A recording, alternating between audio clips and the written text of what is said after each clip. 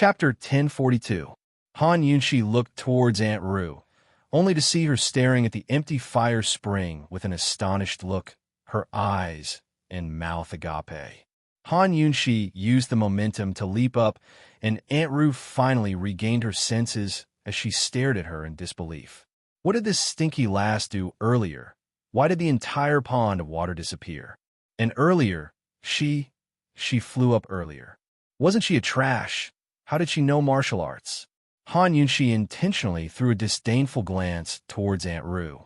Although flattery was boring, but she could still arrogantly crush Aunt Ru. I'll leave the rest to the both of you. Han Yunxi retreated to one side as she crossed her arms and looked on calmly. Long Fei Yi drew out his profound frost sword, while Gu also drew out Mo Xie's sword spirit.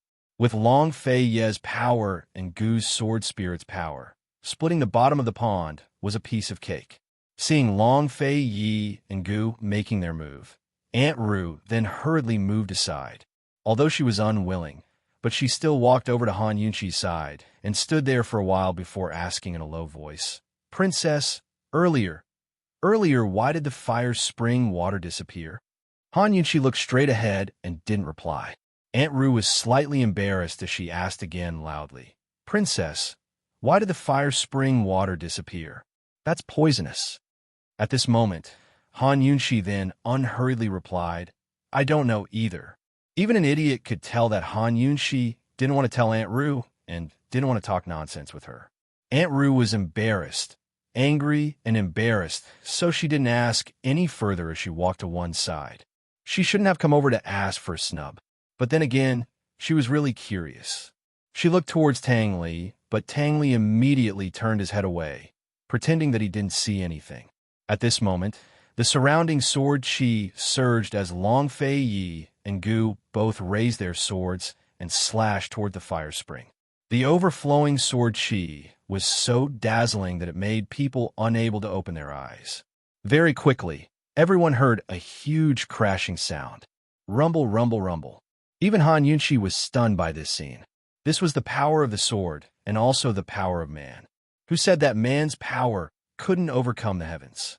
When the sword chi dissipated and everything returned to normal, a cross-shaped crack appeared at the bottom of the fire spring, and in the middle of the cross, an especially deep hole which could fit two people at the same time.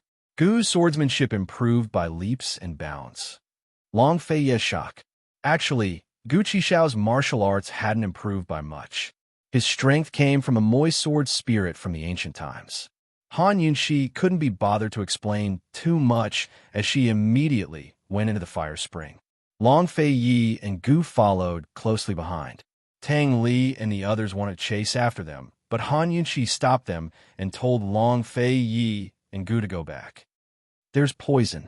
Everyone stay away from it." 10 steps away, Han Yunxi said seriously. Everyone had no choice but to retreat. Han Yunxi activated the detoxification system and immediately found that the source of the poison was less than a person's height. The heat of the earth fire was different from that of the sky fire. The sky fire's heat was only heat, but the poison fire's heat was poisonous. Once in contact with it for too long, there would be a threat of poisoning. If there were wounds on the body that hadn't healed, the poison would spread even faster. Although she had the protection of the poison storage space and was basically invulnerable to poison, she was still cautious and quickly retreated to the shore. Long Fei Yi, the earthly fire Kuan furnace, should be down there, Han Yunxi said seriously. Long Fei Yi understood and raised his sword into the air before slashing down into the fire spring. This time, the big hole in the middle of the cross collapsed. The entire bottom of the fire spring had collapsed. According to Han Yunxi's detection of the poison fire's location, the earthly fire Kuan furnace should be visible now. The heavenly fire Qian furnace in the medicine requesting cave was 10 stories tall. The earthly fire Kuan furnace couldn't be that short. However, everyone didn't see the furnace's shadow in the huge pit. They only felt a wave of heat. This wave of heat was all poison. Previously, the poison fire had dissolved in the water, and the water wouldn't spread. As long as they didn't fall into the fire spring, they would be fine. But now, There was nothing that could suppress the poison fire's heat. This heat in the air turned into a wave of heat that spread to the surroundings. This wasn't just a wave of heat, it was poison gas. Sensing the poison approaching, Han Yunshi immediately ordered everyone to continue retreating. If this was any other territory, Long Fei Yi would be worried about Han Yunshi. However, this was the Tang sect, so Long Fei Yi didn't have to worry. Even if Aunt Ru still had enmity towards Han Yunshi, he could guarantee that she wouldn't dare to set up an ambush. Moreover, the current Han Yunshi was no longer the Duke of Qin's manor that didn't even know how to fight. She had the courage and ability to take charge. Long Fei Yi and everyone else retreated to the back. He leapt into the air and landed on a large tree.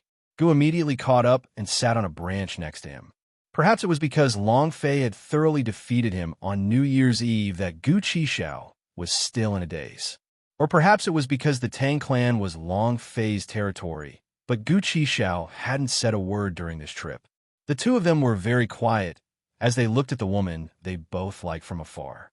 It was only because of Han Yunshi that they could find common ground. Very soon, Han Yunshi had a clear picture of the distribution of poisons in the pit.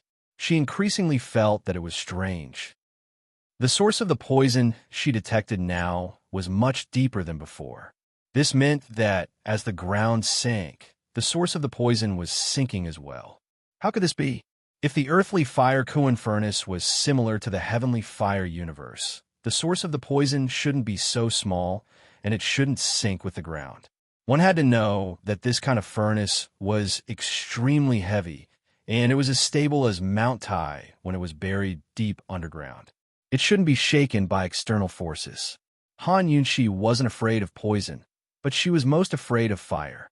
She was especially careful as she endured the incoming heat wave and walked towards the deep hole in the center of the pit. The heat wave was surging out from this deep hole. Han Yunshi saw a very unexpected scene when she reached the entrance. There was nothing in the deep hole except for a very small furnace. If not for Han Yunshi's good eyesight, she might not have been able to see such a deep hole. This furnace didn't look like an alchemy furnace at all. Instead, it looked like a hand warmer used to warm one's hands in winter or an incense burner placed on a tea table. The poisonous heat wave was being emitted from this small furnace. Therefore, it was the earthly fire Kuan furnace. This was indeed a world of difference from the heavenly fire Qian furnace. Han Yunshi quickly jumped down and fished out the earthly fire Kuan furnace. This furnace was very similar to the heavenly fire Qian furnace. It emitted heat waves, but the furnace itself wasn't hot at all. Moreover, there were no traces of fire. If not for Han Yunshi's ability to detect poison, she really wouldn't believe that this dusty little thing was the earthly fire Kuan furnace. She might even treat this little thing as an antique. Han Yunshi held the small furnace and waved at Long Fei Yi and the others, indicating that she had obtained the item. Long Fei Yi and Gu were very surprised when they saw the item in Han Yunshi's hands. That's the earthly fire Kuan furnace? How can it be compared to the heavenly fire Qian furnace? Gu asked in disbelief. Long Fei Yi turned around and glanced at him. He didn't say a word and immediately went down the tree. What are you looking at? Although Gu was unhappy, he still followed.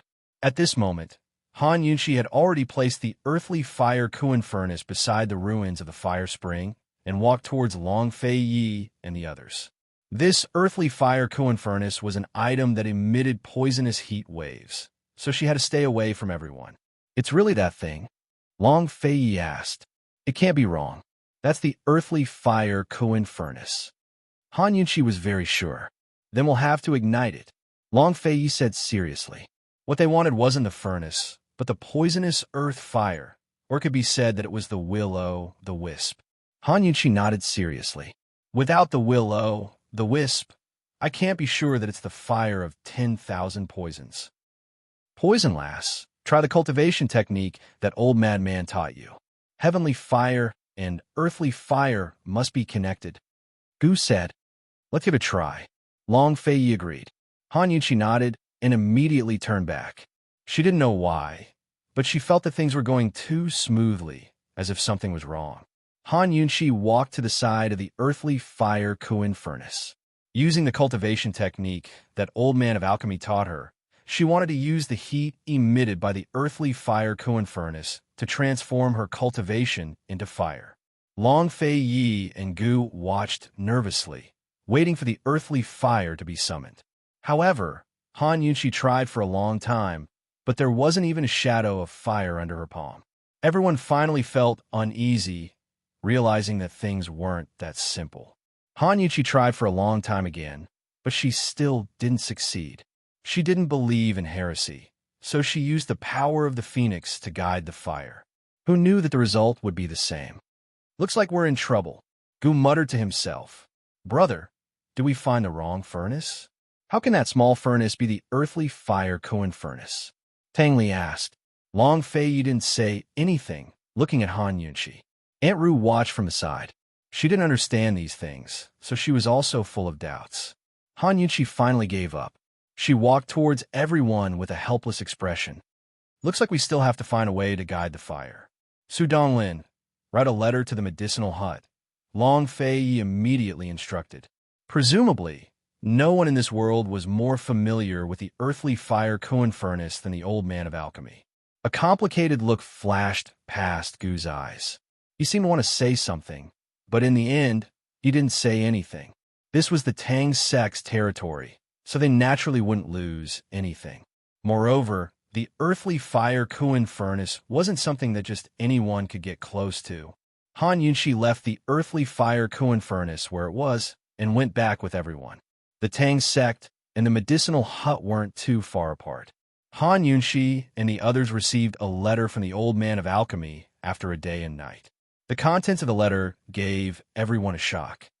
The Old Man of Alchemy said that there's only one way to guide the earthly fire, and that is to use heavenly lightning. As soon as Long Fei Yi finished speaking, Aunt Ru laughed. There's really heavenly lightning guiding the earthly fire? Aunt Ru quickly became embarrassed because no one laughed. Han Yunqi asked seriously, what's heavenly lightning? She wasn't naive enough to think that heavenly lightning was thunder from the sky. Long Fei Yi looked down and answered, heavenly fire guiding spring thunder. It's spring now. It looks like we came at the right time. Then we have to bring the earthly fire Kuan furnace to the medicinal hut? Tang Li asked. No, that thing is poisonous. We can't bring it out of the forest, Han Yunqi said seriously. We can only ask Pill Elder to send the heavenly fire to the Tang sect. As soon as she finished speaking, Aunt Ru suddenly laughed. Princess. Chapter 1043. While everyone was talking, Aunt Ru suddenly laughed and praised Han Yunqi again. She said, Princess, I didn't expect you to have the ability to invite the Old Man of Alchemy over.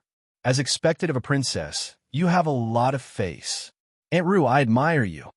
In my opinion, other than the princess, the Old Man of Alchemy won't give face to anyone else in this world. Aunt Ru said and gave an exaggerated thumbs up. Amazing, amazing. Aunt Ru didn't know about the true friendship between Han Yunqi and the Old Man of Alchemy, nor did she know what they went through in the medicine requesting cave. Aunt Ru was just taking the opportunity to praise Han Yunqi and put her on a pedestal, waiting for her to fall. The higher one was put on a pedestal, the harder it would be to fall, right? According to Aunt Ru's understanding, even the dean of Medical City's medical school had personally invited her, but the Old Man of Alchemy had ignored him. Although Han Yunqi had asked for medicine and pills in the medicine requesting cave, she didn't have such a deep friendship with the Old Man of Alchemy that she could make the Old Man of Alchemy make an exception. Aunt Ru said and smiled, looking at Han Yunqi, waiting for this brat to be humble and awkwardly explain to her. She couldn't do anything to this brat, but she wouldn't let go of this opportunity. This time, she had to suppress her arrogance. The people around them who knew the truth didn't say anything. Han Yunqi looked at Aunt Ru and sneered in her heart. It seemed that if she didn't completely crush Aunt Ru today, Aunt Ru would come to bother her in the future. Han Yunqi said coldly, Aunt Ru, what do you mean by that? Aunt Ru obviously knew that Han Yunqi could tell that she was up to no good. She played dumb and said innocently, Princess, I'm just praising you. I don't mean anything else. Please don't misunderstand. Han Yunshi said coldly. So you're saying that you looked down on this princess before? Aunt Rue, when did this princess offend you? Why you look down on this princess? You said this princess is capable now. So, does that mean this princess was not capable before? Aunt Rue smiled apologetically. No, I'm more capable now. If it weren't for the princess, who would be able to invite the old man of alchemy out? That's true. Han Yunshi graciously accepted Aunt Rue's praise. Without this princess, you wouldn't even be able to find the earth fire, not to mention inviting Dan Lao over. Aunt Rue, at least you know what's good for you. You know what this princess is capable of. Hearing this, Aunt Rue was dumbfounded. She almost didn't understand the meaning behind Han Yunshi's words. She had praised Han Yunshi so highly, but Han Yunshi did not give herself a way out. Instead, she was showing off. Was this stinky girl not afraid of falling to her death? Aunt Rue pursed her lips and said, Then I'll wait for the princess to invite the old man of alchemy over. I've heard of the old man of alchemy for a long time, but I've never seen him in person. This time, it's all thanks to the princess's good fortune. I wonder when the princess will be able to invite the old man of alchemy over. Han Yuchi looked towards Long Fei Yi. Just as she was about to speak, Long Fei Yi said, The old man of alchemy has already set off with the heavenly fire. It will take him at least 7 days to travel from the medicinal hut to the Tang sect. Han Yunshi originally wanted to ask Long Fei Yi to send someone to invite the old man of alchemy over. She didn't expect that the old man of alchemy would come before them. This wasn't for her face, but for Gu's. But against the irritating Aunt Rue, she could only borrow Gu Qishao's face. She told Aunt Rue, Then you can wait a few days. Once you see the old man of alchemy, you'll have nothing to do with it. Han Yunshi was implying that after seeing the old man of alchemy, Aunt Rue should go back to guard the tomb. Aunt Rue had long been stupefied. She didn't expect Han Yunshi to have such skills. Just how did this stinky girl get on good terms with the old man of alchemy? How'd she do it? She stared blankly at Han Yunshi and suddenly realized that the girl in front of her was no longer the same Han Yunshi who only knew poisons. She had a noble status, her martial arts were strong, and she had a wide network of connections. She no longer needed to hide under Fei's protection, but could stand on her own. In the past 2 years, Han Yunshi had grown so much. But what about her? For the past 2 years, she'd been trapped in the mountains guarding the tomb. Aside from obsessing over the enmity between Eastern and Western Qin, she'd done nothing else. She'd even forgotten about the perplexing butterfly illusion. She was still stupid enough to treat Han Yunshi as the useless Han clan daughter, who only knew poisons. Aunt Rue finally realized how laughable and senseless she'd been. She also realized that she was lying to herself. No matter how unwilling she was, she had to face the truth. Han Yunshi was worthy of Fei. Fei had been right to choose Han Yunshi over Duanmu Yao. Aunt Rue didn't say anything else. She bowed to Long Fei Yi and left. After Aunt Rue left, Gu Qishao suddenly blurted out, She's finally gone. So annoying. Tang Li felt a little awkward and pretended not to hear. Long Fei didn't say a word from start to finish. This was the Tang clan, where his imperial father and mother were buried. Aunt Rue had the status of an elder, so it wasn't appropriate for him to say too much. Moreover, Han Yunshi's words and actions didn't disappoint him, much less make him lose face. For the next few days, they didn't see Aunt Rue at all. 5 days later, the old man of alchemy arrived at the Tang clan, a few days earlier than expected. As soon as the old man of alchemy arrived, Gu disappeared. Long Fei Yi and Han Yunshi both knew what was going on and pretended not to know anything. The old man of alchemy dressed up before going out. He didn't look as unkempt and dirty as he did in the alchemy furnace. Han Yunshi didn't know if it was because of his dressing up, but she noticed that the old man of alchemy's complexion was much better than before. He was full of energy, as if he had become a few years younger.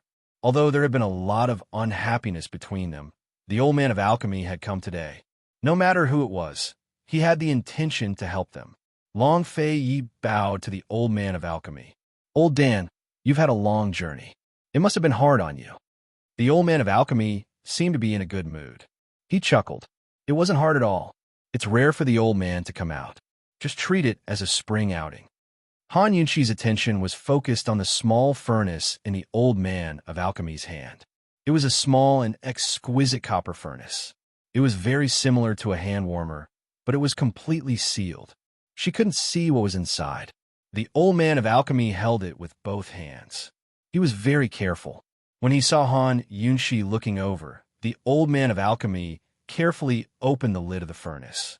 For a moment, flames rushed out, and so did the heat. The old man of alchemy hurriedly covered it and smiled. "I only brought a few flames. It should be enough." Han Yunxi was relieved. She directly took the old man of alchemy to the fire spring without alerting too many people. After all, the search for the fire of 10,000 poisons must be kept secret. The old man of alchemy didn't ask about Gu's whereabouts. It seemed that he had sincerely come to help them. Holding the small furnace, he lowered his head and silently followed Han Yunxi. Su Donglin had explained the situation of the earthly fire Kuan furnace in his letter, but when the old man of alchemy saw it with his own eyes, he still found it very hard to believe. "How is this furnace used to refine pills?" The old man of alchemy asked, puzzled. Even he didn't understand, let alone Han Yunxi and Long Fei Yi. "Old man of alchemy, this furnace doesn't need to be used to refine pills. We only need the poisonous flames in the furnace," Han Yunxi said seriously. The earthly fire was very likely the fire of 10,000 poisons. As for why they were looking for the fire of 10,000 poisons, it wasn't convenient for them to reveal it.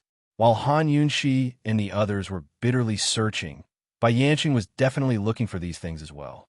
Did Bai Yanqing know that Jun Yixie had used the poison pond to cultivate poison in Medicine City? With his ability, it wouldn't be difficult for him to determine that the pond water was the water of 10,000 poisons. Han Yunxi had too many doubts about Bai Yanqing. She could only ignore the things she couldn't figure out. In any case, they had to get everything they could as quickly as possible. That was the way to go. Although he was a bit distressed about the earthly fire Kuan furnace, the old man of alchemy had come with the intention of helping, so he didn't ask too many questions. The old man of alchemy glanced at the earthly fire Kuan furnace from afar, then began to observe the weather. Spring thunder as a contract, heavenly fire to attract heavenly thunder, and heavenly thunder to attract earthly fire. He muttered to himself, "We need to wait for a thunderstorm." Su Donglin, set up camp nearby and stand guard, Long Fei Yi ordered. It was currently spring, and the Tang sect was located in the south. It wasn't difficult to wait for a thunderstorm. "Old Pill Master, is this earthly fire as vigorous as heavenly fire?" Han Yunxi asked, puzzled. She had always been puzzled. If earthly fire was as vigorous as heavenly fire, how was she going to merge it with the perplexing butterfly illusion? There wasn't much perplexing butterfly illusion left. She still had to leave it for the poison beast blood and poison insect blood. The old man of alchemy stroked his beard and helplessly shook his head. This old man has only heard of heavenly thunder attracting earthly fire. As for how vigorous this fire is, this old man has never seen it for himself. Han Yunxi furrowed her brows. If the earthly fire was as vigorous as heavenly fire, would she be able to use a small flame like the old man of alchemy? Su Donglin led his men to set up camp. The old man of alchemy and Han Yunxi settled down beside the fire spring and waited for the thunderstorm to arrive. They waited for 2 days. During these 2 days, the old man of alchemy and Han Yunxi discussed many issues regarding medicinal pills. For the first time, Han Yunxi discovered that the old man of alchemy was actually a very serious old man. He wasn't crazy at all. Long Fei Yi asked about Phoenix power in a roundabout way. Unfortunately, the old man of alchemy didn't know much, so Long Fei Yi didn't ask any more questions. That night, the air in the camp was especially stuffy. Everyone went outside to get some fresh air. Han Yunxi looked outside and discovered that there wasn't a single star in the sky. You couldn't see any stars at night. Either the moon was too bright, or there were dark clouds. "Today is the 7th day of the 2nd lunar month, right?" Han Yunxi asked. "Yes." Tang Li immediately answered. In the past, he never knew the time, but in the past half a year, he remembered the date clearly. How could Han Yunxi not remember it, too? Gu Beiwei calculated that Ning Jing's due date was the 27th day of the second lunar month. There were still 20 days left. In other words, Ning Jing could give birth to the child at any time during this period of time. What was the situation at Tiger's prison now?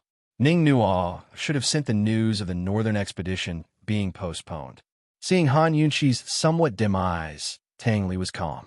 He smiled and said, "In a few days, Ning Jing will give birth." Chapter 1044. If he wanted to be a father, then so be it. Was there any difference between real and fake? Tang Li scratched the back of his head. He didn't know how to answer. The old man of alchemy didn't know what was going on. After listening to their conversation, he looked at Tang Li and said with a smile, "Congratulations, sect leader Tang." "Congratulations." Tang Li was slightly surprised. Then, he smiled and returned the greeting. "Old Dan, when the child's full moon ceremony is held, you must come and support us. Deference is no substitute for obedience." The old man of alchemy readily agreed. Tang Li was overjoyed. He seemed to be more relaxed when he talked about the child with the old man of alchemy, who didn't know the situation. Han Yunxi couldn't help but look around. She knew that Gu must be hiding nearby. She didn't know how that guy would react after hearing this. As they were chatting, a muffled, rumbling sound suddenly came from the sky. For a moment, everyone stood up excitedly. "It's going to thunder. Old Dan, quick, get ready. This spring thunder is definitely not small." In just a few sentences, the rumbling sound of thunder became louder. It was as if countless thunder chariots were rolling over the clouds. The sky was about to collapse. The old man of alchemy quickly took out the small alchemy furnace from the tent. According to the previous preparations, Long Fei Yi brought the old man of alchemy to a big rock on the right. All the obstacles between this big rock and the earthly fire Kuan furnace, whether it was trees, flowers, or stones, were all removed. The old man of alchemy stood there and could see the earthly fire Kuan furnace clearly. On the other side of the ruins of the fire spring, a tall stone pillar had been built. The earthly fire Kuan furnace was placed on top of that stone pillar. In fact, this method was very dangerous. Because copper was conductive, there were a large number of freely moving electric ions. If it was placed so high in such an open space, it would be extremely easy to attract lightning strikes, and lightning strikes could easily cause fires. Obviously, the earthly fire Kuan furnace and the heavenly thunder that the old man of alchemy mentioned were things that Han Yunxi could not explain. She could only follow the old man of alchemy's actions. Han Yunxi was a little far from the stone pillar. She had to take care of her own safety. She didn't want to be struck to death by lightning, and she didn't want to give those who resented her a chance to laugh at her. Soon, the dull sound of thunder became loud and clear. Suddenly, there was a loud bang. A lightning bolt struck down and hit the top of a mountain not far away. Han Yunxi gestured to the old man of alchemy and Long Fei Yi, indicating that she was ready. Long Fei Yi shouted, "Be careful." Han Yunxi didn't think to shout back. She gestured back to Long Fei Yi, but Long Fei Yi shouted again, "Did you hear me? I heard you. You guys be careful too." Han Yunxi could only shout back. The guy seemed to need to hear her voice to be at ease. Long Fei Yi and Han Yunxi had told them to be careful, so Tang Li and the others just watched from afar the camp. They didn't dare to act rashly. There were heavenly thunder, heavenly fire, and earthly fire and ghost fire. No one could predict the danger. Gu, who hadn't appeared for a few days, was actually nearby. He wasn't far from Han Yunxi. Soon, the sky suddenly brightened. Then, another deafening thunder struck nearby. The old man of alchemy opened the lid of the furnace. For a moment, heat waves rushed out, but the fire was very weak. The heavenly fire was not as strong as it was a few days ago. The heavenly fire in the furnace was preserved by the old man of alchemy. As time passed, his power would gradually disappear, and the fire would gradually die out. After leaving the heavenly fire Qian furnace, the heat waves would gradually cool down as time passed. After the old man of alchemy put down the furnace, he immediately turned his power into fire. Long Fei followed beside him. Long Fei's power was much stronger than that of the old man of alchemy. Soon, the small flame in the furnace suddenly became strong. Gradually, the flame tongue stretched out of the furnace. "Old Dan, leave it to me. Just tell me what to do," Long Fei said seriously. "Okay, just do as the old man says," the old man of alchemy said. Long Fei said seriously. "Okay." The old man of alchemy observed the sky. Hearing the rumbling thunder, he quickly said, "Quick, it's above the earthly fire Kuan furnace. Summon the fire dragon and attack." Long Fei immediately used the power of the lust bite, turning his power into fire. In an instant, a huge fire dragon flew out of the furnace and rushed into the sky. For a moment, the fire lit up the entire mountain forest. Under the illumination of the fire, the dark clouds in the sky looked especially terrifying. Everyone unconsciously looked up at the sky. The strength of the fire dragon's hand seemed to be insufficient. However, Long Fei quickly used his power and fiercely pushed it. This time, the huge fire dragon surged into the clouds. Almost at the same time, the sky was suddenly filled with lightning and thunder rumbled. It seemed that all the lightning and thunder gathered in that area. Soon, they saw that there was lightning in the fire. The purple light flickered in the raging fire.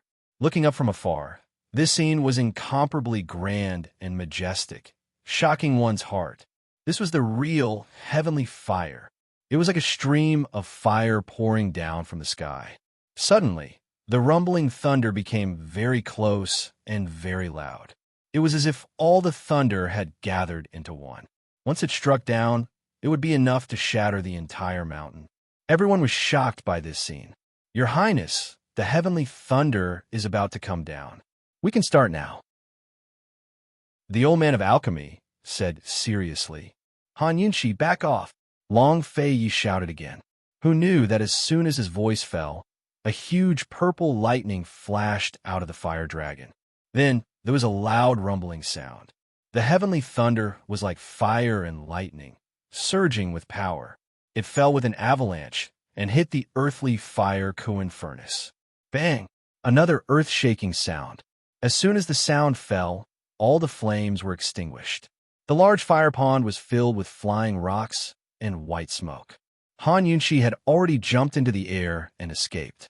The smoke was too big and there was too much dust. The entire fire pond was surrounded by a vast expanse of white. The sky was also dark, so she couldn't see anything. Han Yunshi landed on a big tree. Although it wasn't far, it wasn't close either. She was about 200 to 300 meters away from the fire pond. Blocked by the smoke, Han Yunshi couldn't see Long Fei and the others. She was about to fly over when the detoxification system suddenly issued a very urgent warning. The concentration of the earthly fire's poison was rapidly increasing. Moreover, it was spreading to the surroundings at lightning speed. Han Yunshi was startled. Soon, the big tree under her feet withered. The bowl-sized trunk withered in an instant. As soon as Han Yunshi leapt into the air, the tree toppled over. None of the plants around it were spared. The intensity of the poison and the speed at which it spread completely exceeded Han Yunshi's imagination. Long Fei, she couldn't help but shout. She didn't care about anything else. She used her legs to push against each other and flew up into the sky. She shouted, "Long Fei, it's poisonous. Go, take everyone away. Leave this mountain, quick." Who knew that she would see Long Fei, Tang Li, and Su Donglin flying over?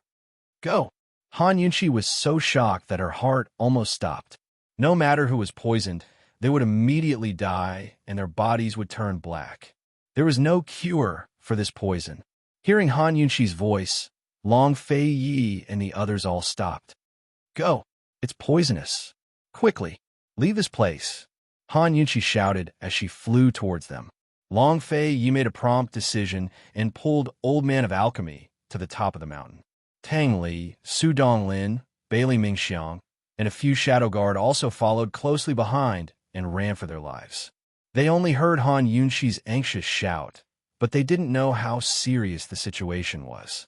However, Han Yunqi saw everything clearly from behind.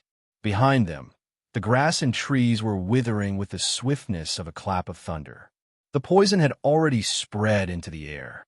Han Yunqi fully activated the detoxification system. The detoxification system immediately analyzed the data clearly. The poison in the air was less than 3 steps away from Bailey Mingxiang and the Shadow Guard, who were walking at the back. In other words, once Bailey Mingxiang and the Shadow Guard slowed down, they would most likely be poisoned. Hurry up and run. Mingxiang, hurry up. You're in danger, Han Yunqi shouted, but they all ran far away and didn't hear her voice. What to do? The poison was still spreading crazily, and its speed was getting faster and faster. Originally, she thought that she would be able to see the earth fire once the heavenly lightning struck. Who knew that she wouldn't be able to see the earth fire until now? Instead, she encountered such a poison disaster. Han Yunqi steeled her heart and could only use the method of cutting the weeds and eliminating the roots. She turned around and plunged headfirst into the smoke. To prevent herself from choking, she could only hold her breath. However, when she entered the smoke, she didn't see a vast expanse of white as she expected. Instead, she saw an extremely enchanting purple flame that was only the size of a palm. It burned in the vast expanse of white smoke, emitting a mysterious and strange aura. This flame was highly toxic. The detoxification system's beeping sound was so loud that it almost exploded Han Yunqi's ears. She decisively turned off the detoxification system and flew over without hesitation. Who knew that she would crash heavily into a stone pillar with a bang?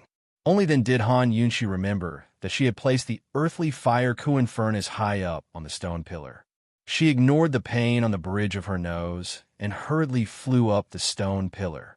When she got closer, she could clearly see that this flame was emitted from the earthly fire Kuan furnace. The earthly fire Kuan furnace had been ignited. Han Yunqi was worried about Long Fei Yi and the rest. She didn't have time to be happy, nor did she have time to be nervous about whether this earth fire was the fire of 10,000 poisons. She hurriedly opened the furnace lid, took out the perplexing butterfly illusion, and dripped a drop into the flame. Suddenly, the fire was extinguished. It was extinguished in an instant and disappeared. In the middle of the furnace, there was a fiery red, tear-shaped object lying quietly. Its appearance was exactly the same as the poisonous teardrop that Han Yunqi had obtained previously. That's right. The earth fire was the fire of 10,000 poisons. Han Yunqi had obtained the 7th poisonous teardrop. Han Yunqi, who was so nervous that she was covered in sweat, finally relaxed. But the moment she relaxed, she inhaled the smoke and coughed violently. She hurriedly stored the poisonous teardrop into her poison storage space and activated the detoxification system. Only after confirming that the earthly fire Kuan furnace was no longer poisonous did she leave with peace of mind. Han Yunqi hurriedly escaped from the smoke and didn't notice that Gu had followed behind her and escaped from the side. She hurriedly went to find Long Fei Yi and the rest. She looked around in a big circle, only to see that the surroundings were like a battlefield after a war. Everything was in ruins, but she didn't see the figures of Long Fei Yi and the rest. Were they? Han Yunqi's heart was in her mouth. She hurriedly went to the top of the mountain to look for them. Chapter 1045. Han Yunqi's heart was in her throat as she anxiously flew to the top of the mountain. Gu followed behind her silently. When Han Yunqi reached the top of the mountain, she saw Long Fei Yi and the others standing on the edge of the cliff not far away, staring at the white fog in the valley. Seeing that they were all fine, Han Yunqi finally breathed a sigh of relief, and her hanging heart finally settled down. She looked at Long Fei Yi's back and laughed in her heart. Idiot, I'm already here, and you still can't see me? Actually, Long Fei Yi couldn't be blamed for this. Visibility was not good at night, and with the dark clouds, rumbling thunder, and heavy rain, it was hard to see clearly even if someone was right in front of them.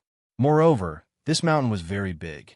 After Han Yunshi escaped from the fog, she forgot to look at the direction and hurriedly flew to the top of the mountain. The way she came up was completely opposite from the way Long Fei Yi and the others looked. It was no wonder that Long Fei Yi and the others couldn't see her. When Han Yunshi was looking at Long Fei Yi, Gu was looking at Han Yunshi. He chased after her all the way and was currently invisible. He whispered dotingly, "Idiot, I'm here too, and you still don't know." Han Yunshi was about to call out to Long Fei Yi, but she suddenly stopped. A sly look flashed past her eyes, and she quietly walked towards him. Perhaps the wind and thunder were too loud, or perhaps Long Fei Yi was too focused on the white fog in the valley. He didn't notice that someone was approaching him from behind, and Tang Li and the others didn't notice either. As for the shadow guard, who was invisible around them, anyone could see that the princess did it on purpose. Who would ruin her plans? Just like that, Han Yunshi quietly walked to Long Fei Yi's back step by step. "Brother, what should we do? It's been so long. Why hasn't sister-in-law come up yet?" Tang Li was anxious. Has the poison dissipated? Old Man of Alchemy was also worried. "Your Highness, why don't we send the poison guards down to look for her?" Bailey Mingxiang also spoke up. Long Fei Yi didn't answer anyone. He wished he could go down to look for her himself, but he could only wait. The poison of the earth fire was incurable. Once it was touched, one would immediately die and their body would turn black. Sometimes, he would rather Han Yunshi didn't know martial arts. If she didn't know martial arts, she wouldn't take risks. Seeing that Long Fei didn't reply, no one dared to say more. They kept staring at the white mist. In the silence, Long Fei Yi slowly fists. But Han Yunshi suddenly reached out from behind and hugged him by the waist. But Long's, SSSS, SSS, SSSS. We've got the thing we wanted. Han Yunshi was very happy. Just as she was about to let go, Long Fei Yi tightened his grip and refused to let go. He said unhappily, "When did you come up?" "Just now. I couldn't find you guys, so I found my way up." Han Yunshi answered truthfully. She struggled for a while, but Long Fei Yi still refused to let go. She became anxious and struggled even harder. She was just joking with him. Wasn't he embarrassed to hold onto her and refuse to let go in front of so many people? "Why didn't you say anything when you found us?" Long Fei Yi asked again. I wanted to give you guys a surprise." Han Yunshi emphasized the word "you guys" to remind Long Fei Yi that there was a group of people beside him. He knew his limits. Tang Li glanced at Long Fei Yi's waist. He didn't know if it was Han Yunshi who was hugging Long Fei Yi's waist, or if it was Long Fei Yi who was holding Han Yunshi's waist. In any case, their hands were intertwined, and they looked very intimate. Long Fei Yi's figure was especially tall. Tang Li deliberately turned his head and saw Han Yunshi hiding behind Long Fei Yi. This time, Tang Li was sure that Han Yunshi wasn't hugging Long Fei Yi, but Long Fei Yi who was holding her. Han Yunshi's entire body was pressed against Long Fei Yi's back. Her face was also buried in his back, so he couldn't see her expression. Han Yunshi was the only one who could hug someone from behind like this. "Since sister-in-law is fine, I'll take my leave first. If it rains, it will be very heavy." Tang Li tactfully slipped away. As soon as Tang Li left, Bailey Mingxiang also left quietly. Su Donglin sent the old man of alchemy away. Soon, only Han Yunshi and Long Fei Yi were left on the cliff. Everyone was so tactful and deliberately left. Han Yunshi blushed. Fortunately, she buried her head behind Long Fei Yi. Otherwise, she wouldn't know how to face others. After everyone left, she couldn't help but say unhappily, "Long Fei Yi, let go." "Give me a reason to let go?" Long Fei Yi asked in return.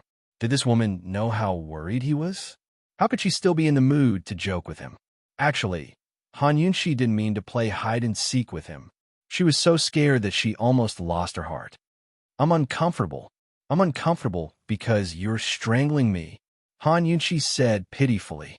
No matter how serious the matter was, Long Fei Yi could only let go when she said that she was uncomfortable. He turned around. He wanted to glare at her for a while, but who knew that when he turned around, he would see a small bruise on Han Yunshi's nose. "Long Fei Yi, I'm looking for, don't move. Long Fei Yi was very fierce. He lifted her chin and looked at her nose seriously. Cold, he asked. How did you get hurt? Han Yunxi then remembered the pain on her nose. She smiled and said, I couldn't see my way in the smoke and accidentally bumped into a stone pillar. It's just a small injury. It's fine. Long Fei Yi pressed on it carefully and asked, Does it hurt? It doesn't hurt. It's fine. Han Yunxi was still smiling. But soon enough, Long Fei made it impossible for her to smile as he pressed down hard. Ah, it hurts. Be gentler, Han Yunxi shouted. Get a doctor. Long Fei Yi's face was frighteningly cold as he pulled her away. Han Yunxi stopped him. It'll be fine after it hurts for a while. I can apply the medicine myself. Long Fei Yi didn't listen to her. After going down the mountain to find a doctor, he would probably have to write a letter to Gu Beiwei and ask Gu Beiwei to prescribe medicine. If Gu Beiwei knew that he was using a sledgehammer to crack a nut, who knew how he would feel? Soon, Han Yunxi's words made Long Fei Yi stop abruptly. She said very seriously, Long Fei Yi, can you wait for a while? Let me hug you properly. I couldn't find you just now. Before Han Yunxi could finish her words, Long Fei Yi pulled her into a tight embrace. She wasn't the only one who panicked when she couldn't find him. He wanted to hug her even more. Tighter, okay? Han Yunxi asked softly. Long Fei Yi didn't speak, but hugged her even tighter. Still, Han Yunxi wasn't satisfied. Her voice was very soft, as if she was pleading with him. Fei, it's not enough. Hold me tighter. It was said that the more experience one had, the braver one would be. But why was it that after experiencing so many life and death situations with him, the more afraid she was of death, the less able she was to take risks? It was said that having something gave one a sense of security.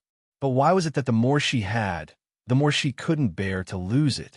Sometimes she wanted to keep her distance from him, but when they were truly apart, her heart would fluster.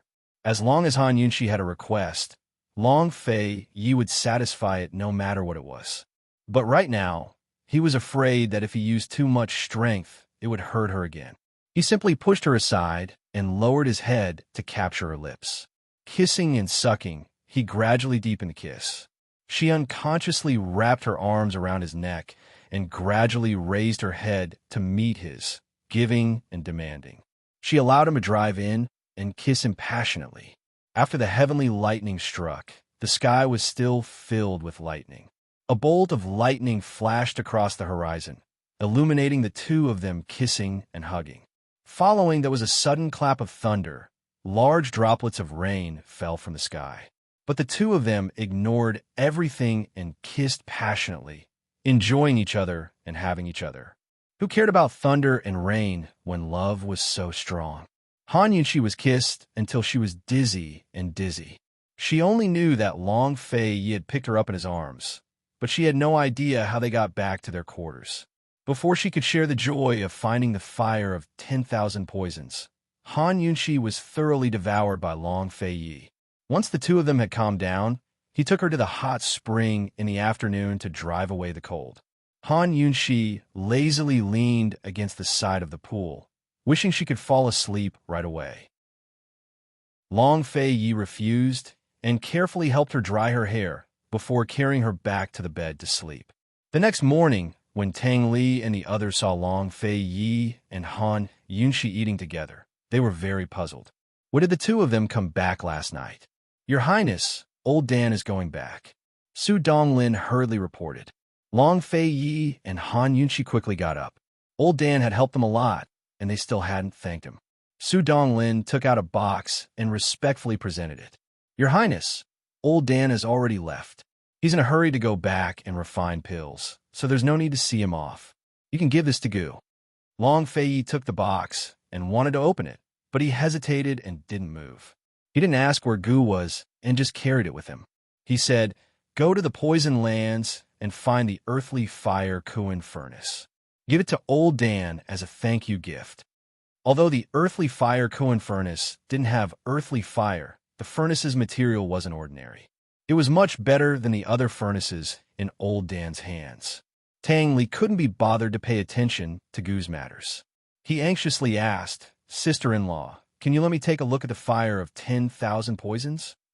Han Yunshi took out the poisonous teardrop formed by the fire of 10,000 poisons. Everyone looked at it, but they couldn't figure out what it was. "Sister-in-law, how do you use these poisonous teardrops?" Tang Li still didn't understand. If the perplexing butterfly illusion and this guiding herb were the antidote to the poison Gu man, could it be that by Yanqing had to eat all the poisonous teardrops? That wasn't realistic. Han Yunshi was also at a loss. She tried to mix all the poisonous teardrops together, but found that they weren't compatible.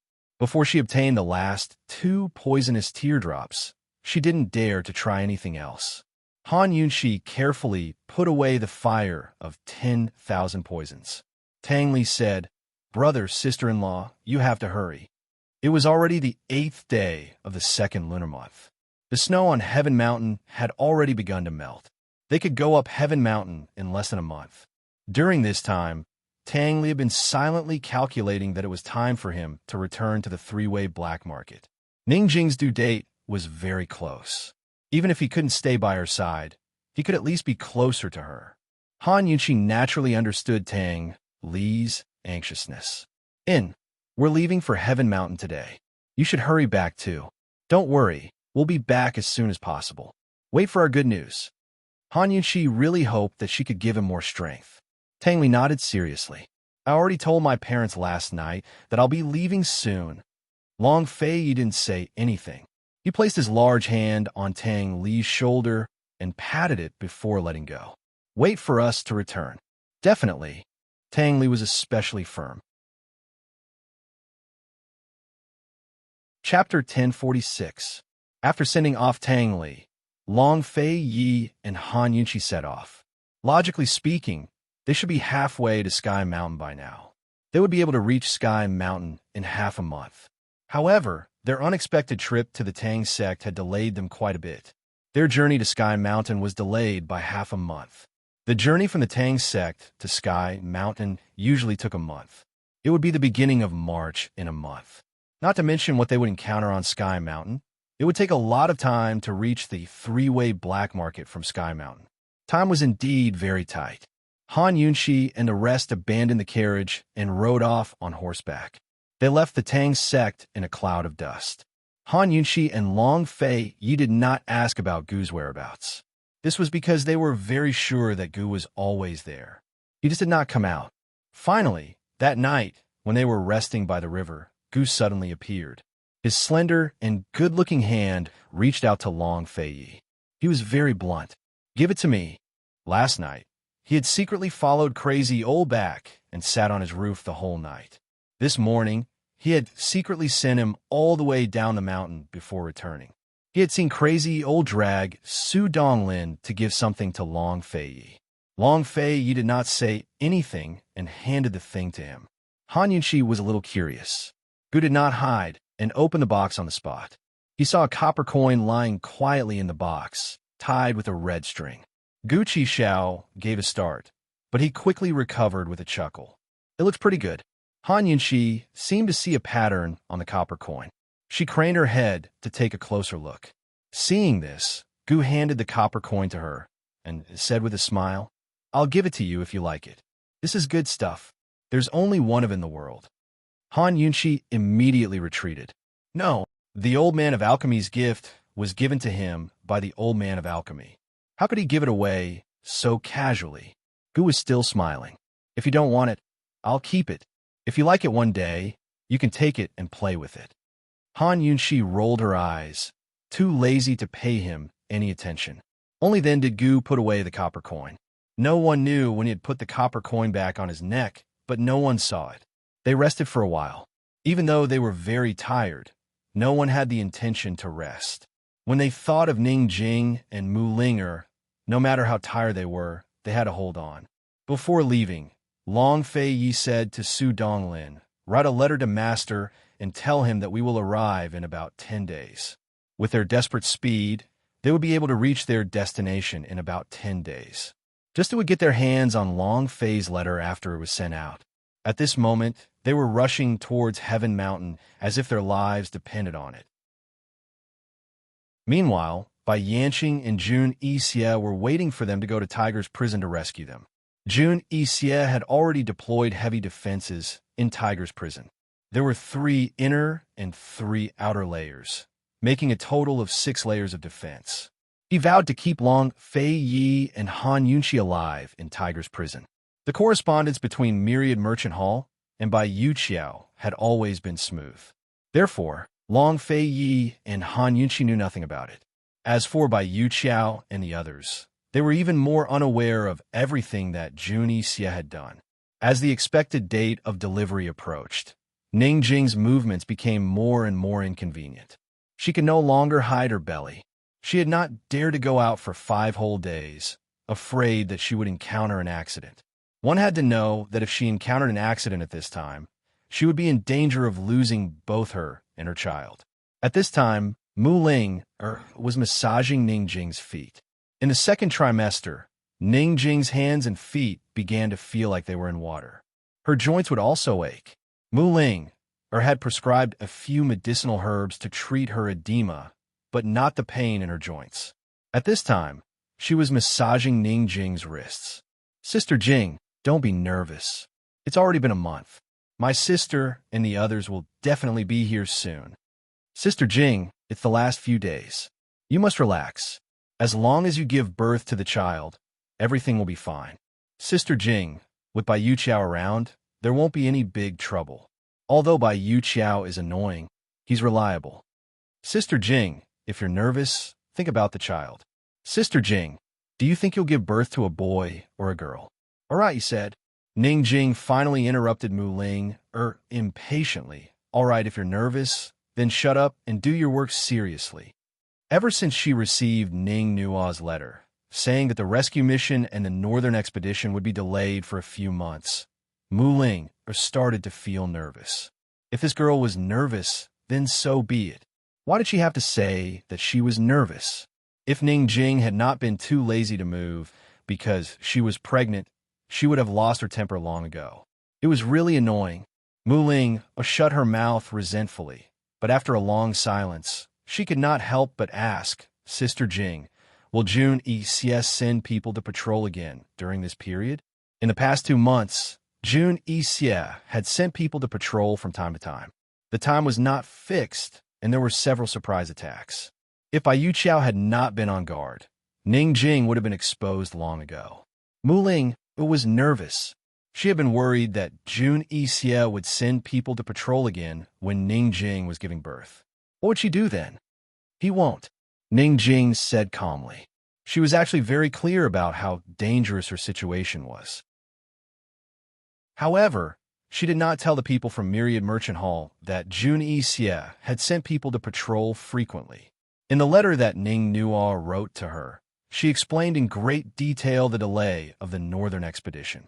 She said that Long Fei Yi and Han Yunqi did not keep their word and went back on their previous promise at the last minute. She said that Tang Li was not a man and that he wanted to sacrifice her and Ning Nua to prevent the soldiers from risking their lives. Ning Jing was a very perceptive person. She knew that there must be other reasons. Otherwise, Han Yunqi would not have done this. Even if there were no other reasons, the northern expedition would be delayed because of the weather. She and Ning Cheng were trapped in Jun Yixie's hands. They were already sacrifices. Why would they care about how many sacrifices they had to make? Their sacrifice was for the cooperation between Eastern and Western Qin and for the northern expedition to go smoothly. If they had to brave the cold to go on the northern expedition for their safety, then what was the point of their sacrifice? Ning Jing's heart was clear, and she was even more righteous. She had survived all kinds of storms in the business world. This time, to her, it was a business deal. It was a big business deal that concerned her life and her future. To do this kind of business deal, not only did she have to be ruthless to her enemies, she also had to be ruthless to herself. The difference was that this time, she not only had to be ruthless to herself, she also had to be ruthless to the child in her belly. Apart from being clear and awe-inspiring, Ning Jing was also flustered and afraid. However, she never said it, nor would she admit it. Sister Jing, but what if Mu Ling was a little girl who had not experienced any storms? She was not worried about herself, but about Ning Jing and the child in Ning Jing's belly. After all, she had been taking care of Ning Jing and the child for more than half a year. She had even told Ning Jing that she would be the child's godmother. As a mother, how could she not be worried and flustered for the child? There's no what if. Shut your mouth, Ning Jing said coldly. At this moment, there was a rhythmic knock on the door. Ning Jing and Mu Ling immediately knew that it was Bai Yuqiao. Mu Ling quickly went to open the door. It was indeed Bai Yuqiao. She had brought some medicinal herbs with her. A few days ago, Mu Ling had prescribed some medicine that could induce labor. She was waiting for Ning Jing to take it when her stomach was in labor. It could save her a lot of pain and shorten the labor process. Bai Yuqiao did not dare to let the maidservants in Tiger's prison prepare it, so she sent her trusted aide to buy it from the neighboring county. Miss Bai, is there any news from the battlefield? Ning Jing was actually asking about Ning Cheng. The last battle ended a few days ago. The Northern Dynasty's emperors were defeated. The two armies stopped fighting and are in a stalemate. We can't find any news about Ning Cheng. Recently, Jun Yixie has been staying in the army.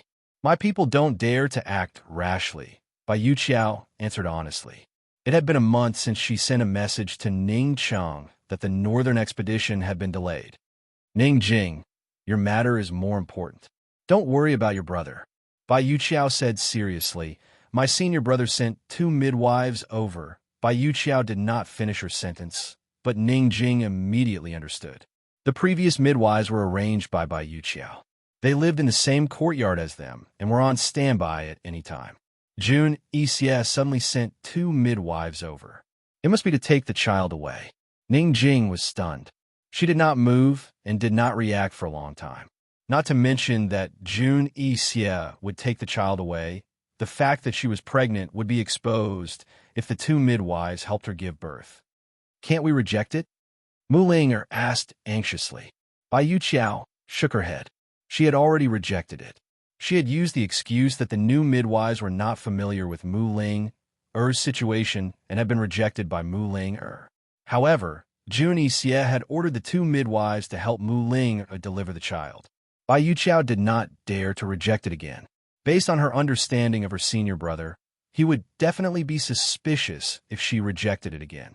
Bai Yuqiao was not only here to deliver the medicine today, but also to discuss the matter with Ning Jing and Mu Ling. The 3 of them were silent. Although Bai Yuqiao was here to discuss it, she herself felt that this matter was unsolvable. In the end, Ning Jing said calmly, "Let them come. It's just a matter of time." After she found out that the northern expedition had been delayed, she knew that she could not keep the child. If the child was born in Tiger's prison, whether it was hers or Mu Ling's, it would be taken away eventually. No way. Mu Ling was especially angry. Sister Jing, that's your child. Don't you feel sorry for him at all? As Mu Ling said this, her tears flowed down. She could not bear to take care of him all these days, let alone Ning Jing, his biological mother. A sense of bitterness welled up in her heart as tears welled up in her eyes. However, Ning Jing remained strong and resolute. Miss Bai, let's discuss this. This way, we can prevent Jun Yixie from suspecting you. If her pregnancy was discovered, Bai Yuqiao would be in danger. And if Bai Yuqiao was in danger, the northern expedition would be in danger. When Ning Jing said this, Bai Yuqiao finally regained her senses and realized this point. Bai Yuqiao panicked. Unexpectedly, Mu Ling said seriously, I have an idea. Sister Jing, as long as you're willing, I can let the child be born earlier. When she said this, Ning Jing and Bai Yuqiao both looked at her. What did you say? Ning Jing was shocked. Mu Ling, do you really have an idea? Mu Ling, said seriously, I have a prescription. As long as it's taken, the child will definitely be born within an hour. But, will the child be safe? Ning Jing asked seriously. Both mother and child will not be in danger, but Mu Ling was very hesitant. If it was not a last resort, she would not say this idea. That medicine was forbidden by the Mu family. But what? Tell me quickly. Ning Jing was anxious. Chapter 1047. Looking at the anxious Ning Jing, Mu Ling had no choice but to be frank. Sister Jing, once you use that medicine, you won't be able to have any more children for the rest of your life. Hearing this, Bai Yuqiao was shocked. Is this medicine so vicious? Ning Jing was silent. Seeing this, Mu Ling said anxiously, Sister Jing, pretend I didn't say anything. We don't need that medicine anymore. Mu Ling wanted to slap herself. Even she felt that the medicine was vicious. However, Ning Jing was very calm. She asked, Miss Bai, how many days will it take for the midwife sent by June Xie to arrive? She'll be here in 2 days, Bai Yuqiao answered truthfully. Okay. Ning Jing nodded and said seriously, Ling help me make the medicine. I'll use it tonight. No. Mu Ling refused immediately. Tears were flowing out of her eyes. Ning Jing pulled her over and carefully wiped her tears. Ling be good. Mu Ling shook her head. Sister Jing, what will you do in the future? If you give birth to a girl, Tang Li's parents will chase you away. Tang Li was an only son. If Ning Jing gave birth to a girl, then there would be no one to inherit the position of the Tang sect master. Tang Li's parents and so many elders of the Tang sect would not allow such a thing to happen. When the time came, they would definitely make things difficult for Ning Jing and force Tang Li to marry again. Mu Ling thought so far ahead. Ning Jing burst out laughing. They wouldn't dare. Mu Ling didn't believe her. Ning Jing smiled and said, At worst, I'll just kidnap Tang Li. I don't care about the Tang sect anyway. Mu Ling burst into tears. Sister Jing, can you stop laughing? Stop joking around. How could you be so calm about such a huge matter? Ning Jing pulled Mu Ling's hands and said seriously, This is the only way. It doesn't matter if my pregnancy is exposed, but once Miss Bai is suspected, we will never be able to get out. The Northern Expedition would also be exposed.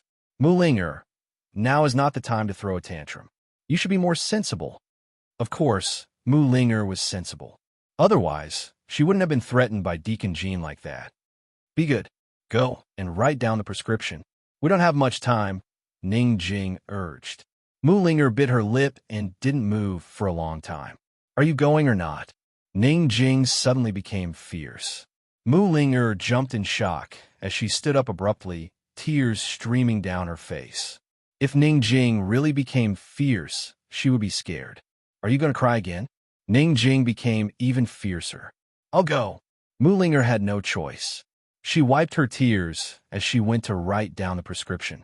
Ning Jing exhaled before looking towards Bai Yuqiao. She then realized that Bai Yuqiao was staring at her in a daze. Miss Bai, I'll have to trouble you to ask the midwife to prepare, Ning Jing said indifferently. Bai Yuqiao furrowed her brows as her heart felt stifled. She felt that she had a lot of things to say, but looking at the calm and collected Ning Jing, she didn't know what to say. Finally, Bai Yuqiao said, Ning Jing, for the Tang clan to have a daughter-in-law like you is their blessing. If they dare to chase you away in the future, we don't need to care about them. Ning Jing gently stroked her bulging belly and smiled, but didn't say a word. Mu Ling quickly wrote down the prescription. The combination of herbs and quantities in the prescription were very strange, but the herbs used were very common. Tiger's Prison had already prepared some, and there were a few that could be picked from the herbs that Bai Yuqiao had brought over today. Mu Ling unwillingly handed the prescription over to Bai Yuqiao. You guys should also prepare. I'll go and get the herbs and arrange for the midwife to come over, Bai Yuqiao said seriously. Ning Jing nodded her head resolutely. Since she had already decided, then she had to hurry up and take action. After Bai Yuqiao left, Mu Ling was still standing there in a daze. Ling, go and prepare. Tonight, I'll hand my and our child's lives over to you, Ning Jing said. Only then did Mu Ling recover her wits and realize that there was nothing she could do to change the facts. Giving birth to a child was a big matter, and accidents were common. Moreover, Ning Jing had used special medicine?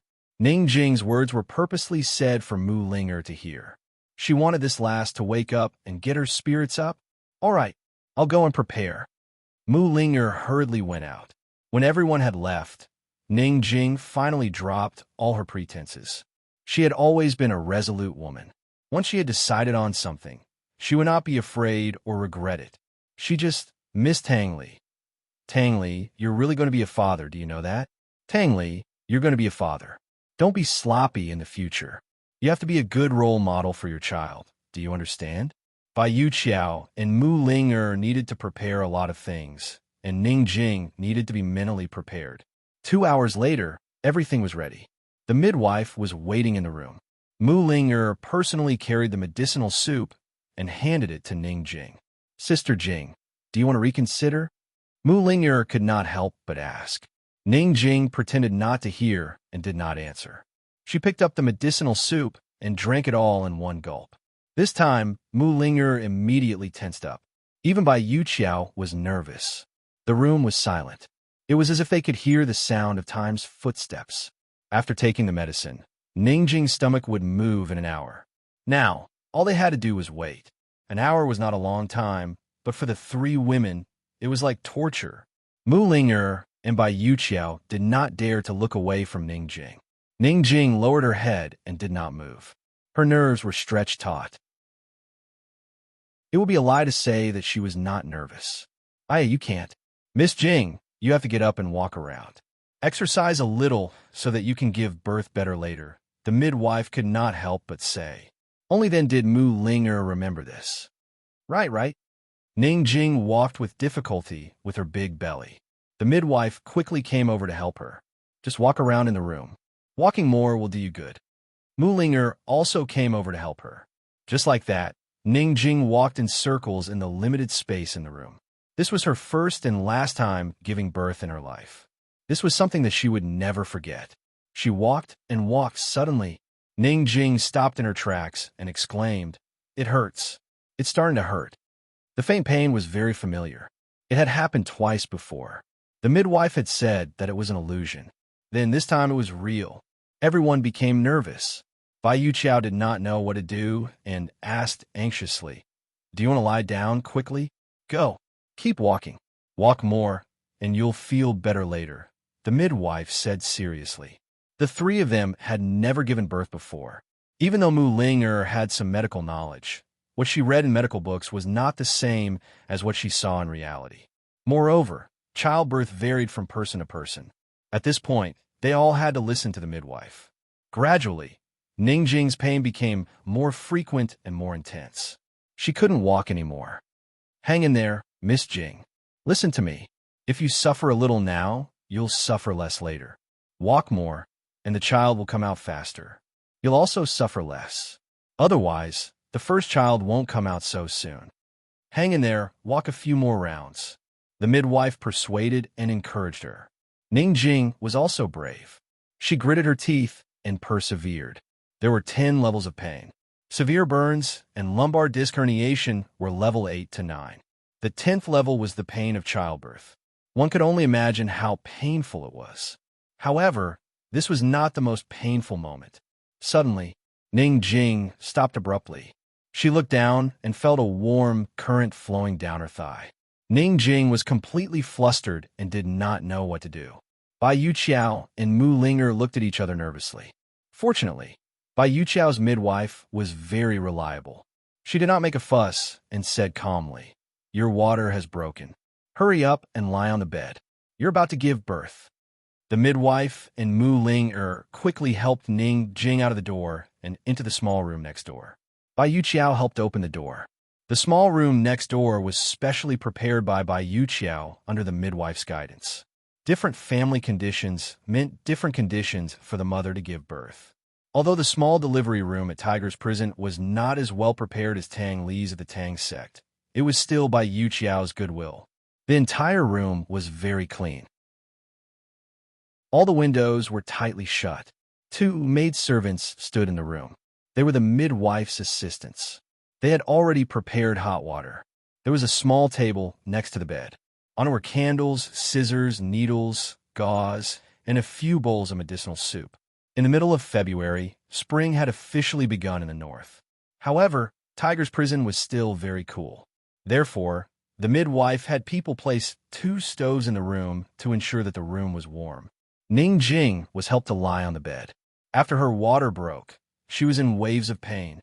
If it were anyone else, they would have cried out in pain. However, she did not make a sound until now. Bai Yuqiao personally stood guard outside. She said to Ning Jing, "Don't worry. Leave everything outside to me." "Okay," Ning Jing answered with difficulty. Bai Yuqiao stood guard at the door for a while. Then, she heard Ning Jing's cries of pain and the midwife's voice asking her to coordinate her breathing. Bai Yuqiao's heart clenched when she heard this. Looking at the maidservants going in and out to change the hot water, she almost went in to see what was going on. "Almost there. Almost there. I see the child's head. Put in more effort." Suddenly, the midwife's surprised voice was heard from inside the room. Bai Yuqiao then heaved a sigh of relief. In actual fact, she was only responsible for delivering the letter. Ning Jing's life or death and the child's safety had nothing to do with her. She didn't know why, but her heart was heaving up and down along with those cries. At this moment, the maidservant came out with the dirty hot water. Bai Yuqiao hurriedly got up and was about to ask about the situation in the room when Hu knew that an attendant hurriedly ran over. "Young Miss Bai, bad news, bad news." Bai Yuqiao was stunned, as she didn't dare to imagine what kind of bad news the attendant would bring over at this moment. One must know that unless it was an extremely urgent matter, the attendant was not allowed to come here. Bai Yuqiao was in a daze and didn't dare to ask. It was as if she didn't ask, there wouldn't be any bad news. Unfortunately, the attendant said anxiously, "Young Miss Bai, Duke Kong has sent people to patrol again, and they even brought 2 midwives. They should be in the front courtyard now." Bai Yuqiao was so shocked that her heart almost stopped beating. What should she do? The maidservant panicked, and the big basin of blood fell onto the ground, spilling all over the floor. Chapter 1048. What should she do? She had clearly investigated that the midwife would only arrive 2 days later. So why did she arrive with the patrolling soldiers? The patrolling soldiers couldn't enter the delivery room and wouldn't be able to see the truth, so she wasn't worried that the patrolling soldiers would attack. But once the midwife arrived, she would definitely have to go to the delivery room. At this juncture, how could it be hidden? Even if Ning Jing could make it in time to give birth, without 1 or 2 days of rest and time to take medicine, the midwife would know that she had just given birth. Ever since they knew that Long Fei Yi and Han Yunxi would delay the rescue, Bai Yuqiao and Mu Ling had made various preparations. No matter how well Ning Jing hid her big belly, after pregnancy, especially in the later stages, her physique and skin would change. These changes could be hidden from men, but it couldn't be hidden from experienced women, especially midwives. So half a month ago, Mu Ling had already concocted a miraculous medicine for Ning Jing to take after giving birth, which could eliminate some of the physical reactions after pregnancy. Bai Yuqiao had been rejoicing that with Mu Ling, this pharmaceutical genius, everything would go smoothly, but who knew that something would happen at this juncture? Bai Yuqiao panicked. "Miss Bai, quickly think of a way, otherwise we'll lose our lives first," the attendant said anxiously. Bai Yuqiao's face turned pale, and she didn't make a sound for a long time. At this moment, Mu Ling, who had heard the commotion outside, opened the door and was about to ask what was going on. Bai Yuqiao didn't even think as she rushed over and pushed her into the room, saying coldly, "The midwife sent by Jun Xie has arrived. Don't tell Ning Jing. Also, you must stay in the room and don't come out. Remember, no matter what happens, don't come out." Mu Ling was stunned as she stood inside the room, watching Ning Jing fiercely slam the door, but she didn't react. By the time she reacted, there was no more movement outside the door. She hurriedly turned back to look at the bed and saw Ning Jing biting on a towel with a pained expression. She was cooperating with the midwife's request and exerting force. What to do? What to do? What to do? Mu Ling was trembling. Other than standing in place, there was nothing she could do to help. At this moment, someone knocked on the door. Mu Ling was shocked. She was about to open her mouth when she suddenly stopped, not daring to make a sound. What if it was June Xie's men knocking on the door? She couldn't make a sound. She was giving birth now. Fortunately, a maid's voice came from outside the door. Open the door quickly. Miss Bai asked me to bring in some hot water and some clothes. Only then did Mu Linger dare to open the door. The maid was carrying a large bucket of hot water and a small bundle of clothes on her back. Mu Linger hurried to help. She made a prompt decision and hid behind the screen to change her clothes. Later, when Ning Jing gave birth to the child, she would immediately lie on the bed and pretend that she had just given birth. After changing her clothes, Mu Linger suddenly thought of something. Medicine! My medicine! She hurriedly went to look for the maid. Quick! Hurry and boil the 2 sets of medicine that I've instructed you to prepare. Move quickly. These 2 sets of medicine were prepared for herself and Ning Jing. Ning Jing needed to eliminate some of the body's reactions after giving birth. She needed to pretend that she was swollen, stretched bones, weak body, and other symptoms. The effect of the medicine was temporary and would at most last for a month. But this medicine was very harmful to the body. The effect on her was considered small, but the effect on Ning Jing was huge. After all, Ning Jing's body was very weak after giving birth. It was bad enough that she didn't take good care of herself, but she still had to go through so much trouble. This time round, Ning Jing's sacrifice was simply too big. At this moment, there was no meaning in talking about sacrifice, because if the midwife were to discover the truth, everyone's sacrifice would be in vain. Mu Linger prepared everything and waited by the side of the bed. The midwife and Ning Jing were unaware of what was happening outside. They were working hard together. Miss Jing, quick! Use more strength, and the child's head will come out soon. It's almost there. Miss Jing, use more strength quick. Once the child's head came out, it would be done. It was a pity that this last stage seemed to be a little difficult for Ning Jing. She tried again and again, but always used the wrong part. Giving birth wasn't a matter of brute force. Mu Linger was burning with anxiety, and her heart was about to jump out of her chest. On one hand, she was worried about the situation outside. On the other hand, she was anxious about when the maid would finish boiling the medicine. On the other hand, she was worried about when Ning Jing would give birth to the child. At this moment, the patrolling soldiers had already finished checking Uncle Chung and Deacon Jean and were bringing the 2 midwives to the backyard. Bai Yuqiao was waiting in the backyard. She was waiting for the maid to report the situation in the delivery room while waiting for the patrolling soldiers and midwives to come over. She really hoped that the maid would bring her good news before the soldiers and midwives came over. Unfortunately, before the maid arrived, the soldiers and midwives arrived first. Upon hearing the sound of footsteps approaching, Bai Yuqiao immediately restrained all her anxiety and paced up and down in the yard. The moment the soldiers saw her, the leader smiled and said, Miss Bai, so you were hiding here?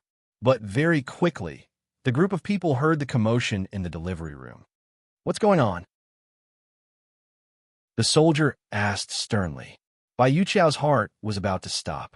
She forced herself to hold on and said unhappily, Can't you tell? Mu Linger is giving birth. Why is she giving birth now? The soldier was very surprised. You're asking me, but who am I supposed to ask? If the child is coming out, how can the timing be calculated so accurately? As Bai Yuqiao said this, she sized up the 2 midwives beside the soldier. These 2 midwives were around 40 years old and were very quick-witted. One of them quickly said, How can we be so sure about giving birth to a child? It's not surprising that she's giving birth at this time. The moment these words came out, Bai Yuqiao knew that these 2 midwives had already calculated Mu Linger's due date. Fortunately, I've already prepared a midwife for her. Otherwise, if something were to happen to her, I wouldn't be able to explain it clearly to senior brother. Bai Yuqiao hugged her arms to hide her panic. She started to complain. This Mu Linger is extraordinarily difficult to serve. She's always asking for this and that. If it weren't for the fact that she's Han Yunxi's sister and is pregnant with Gu's child, even I wouldn't allow her to be so arrogant, much less my senior brother. The 2 midwives were smart people. The moment they heard Bai Yuqiao's words, they understood that midwifery was not an easy job. Giving birth to a child was a matter of the adult dying and the child being born. If something were to happen to Mu Ling'er, the responsibility would not be small. Seeing the two midwives' hesitant expressions, Bai Yuqiao secretly heaved a sigh of relief. She thought that she should be able to stall for time, at least until Ning Jing gave birth to the child. Unexpectedly, the soldier in charge ordered coldly, "Were the two of you still standing there for? Hurry up and go in. Have you forgotten Majesty Kang's instructions?" Bai Yuqiao was shocked and hurriedly signaled to the maidservant beside her with her eyes. The maidservant was also flustered, but she nodded to show that she understood. The two midwives had originally planned to wait for the child to be born before going in. After being reminded by the soldier, they did not dare to delay any longer and hurriedly went to the delivery room. Bai Yuqiao did not say anything and followed behind them.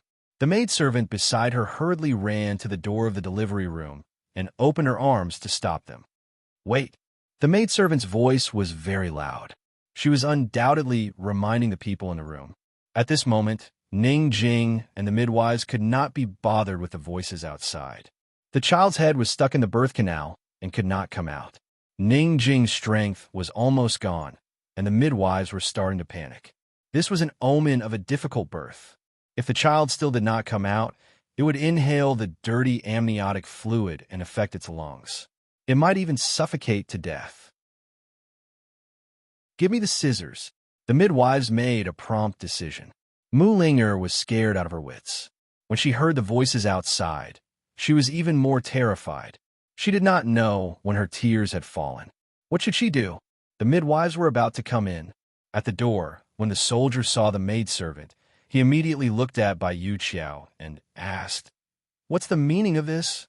Bai Yuqiao immediately reprimanded the maidservant. "What are you doing? Are you looking for death?" The maidservant looked innocent. "Miss Bai, Master Soldier," Mu Ling'er said that other than Ning Jing and the midwives, no one else is allowed to go in to take a look. The soldier laughed out loud. "Who does she think she is? She doesn't have the final say here." "Master Soldier, Mu Ling'er's temper is too bad. She's giving birth now. If she's disturbed and something happens to her, we won't be able to explain it to Majesty Kong." The maidservant advised earnestly. "Master Soldier, the child is about to be born. If you want the child, just wait here. Are you afraid that the child will grow wings and fly away?" The soldier looked at Bai Yuqiao again.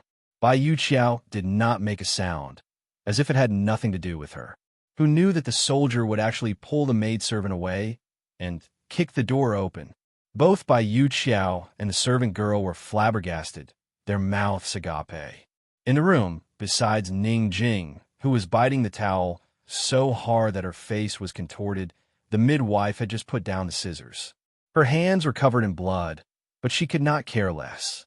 She pressed her wrist on Ning Jing's stomach and said loudly, "Use more strength, quickly." Mu Ling'er looked at the screen in front of the door. Her legs went weak, and she sat down. She was completely stunned. "It's over. It's all over. Go in." The soldier retreated to the side and avoided looking into the room. The two midwives hurried over while Bai Yuqiao stared at them in a daze. She watched as they walked over the threshold, one in front of the other. "Awoo! Awoo!" Suddenly, the sound of tiger roar sounded from all around. It was deafening and soul-stirring. Everyone was surprised. The two midwives did not understand what was going on and stopped in their tracks. The soldier was shocked. "What's going on? Quickly go out and take a look." The tiger roar in Tiger's Den was always in the morning and evening. These few tiger roar sounds were too abnormal. Something must have happened. "The two of you look after the people inside. The rest of you follow me," the soldier said and was about to go out. Who knew that a tiger would suddenly fly over from the side and pounce on one of the midwives, biting off her neck. Ah! Ah! The other midwife stood on the spot and screamed.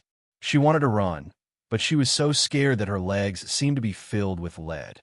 No matter what, she could not move. The tiger turned around and pounced over, biting off the midwife's neck cruelly. The surrounding people were shocked. Bai Yuqiao was also scared out of his wits. He immediately ran into the room and closed the door. The maidservant and a few soldiers all fled in all directions. Only one tiger and 2 corpses were left in the courtyard. What was going on? Chapter 1049. The courtyard was completely silent. Only one tiger and 2 corpses were left. The 2 midwives were not only bitten to death, they were also poisoned. The wounds on their necks quickly turned greenish-black. That tiger was very strange. It was extremely ferocious just now, but after biting 2 people, it actually became obedient. It lay at the door of the room and licked its huge claws. No one knew where the maidservants had run off to. The few soldiers were all hiding on the roof. All of them were still in a panic. Even the leader's face was ashen and his breathing was rapid. One had to know that if they had run a little slower just now, the corpse lying in the courtyard would most likely have been them. No one had any extra thoughts to care about the people in the house. When everyone gradually calmed down, they realized that it was impossible to enter the house. Firstly, the remaining people were all men. It was not easy to enter. Secondly, the poisonous tiger was blocking them. Who would dare to go near? These poisonous tigers could be said to be second only to one person. Who would dare to provoke them? Big brother, what's going on? Big brother, should we report to His Highness the Duke of Kong? This tiger wouldn't go crazy, right? The leader was very puzzled. The tigers in Tiger's prison had long been tamed by His Highness the Duke of Kong. Even if His Highness the Duke of Kong was not here, they were still very intelligent. They would never attack their own people. Could it be that this tiger had really gone crazy? The leader could not figure out either. He hurriedly said, "Quickly write a letter to His Highness the Duke of Kong." None of the soldiers under his command chased them down from the roof. In a fit of anger, he kicked one down. Of course, he kicked him in the other direction. The tiger blocked the door and did not leave. The soldiers could only wait on the roof.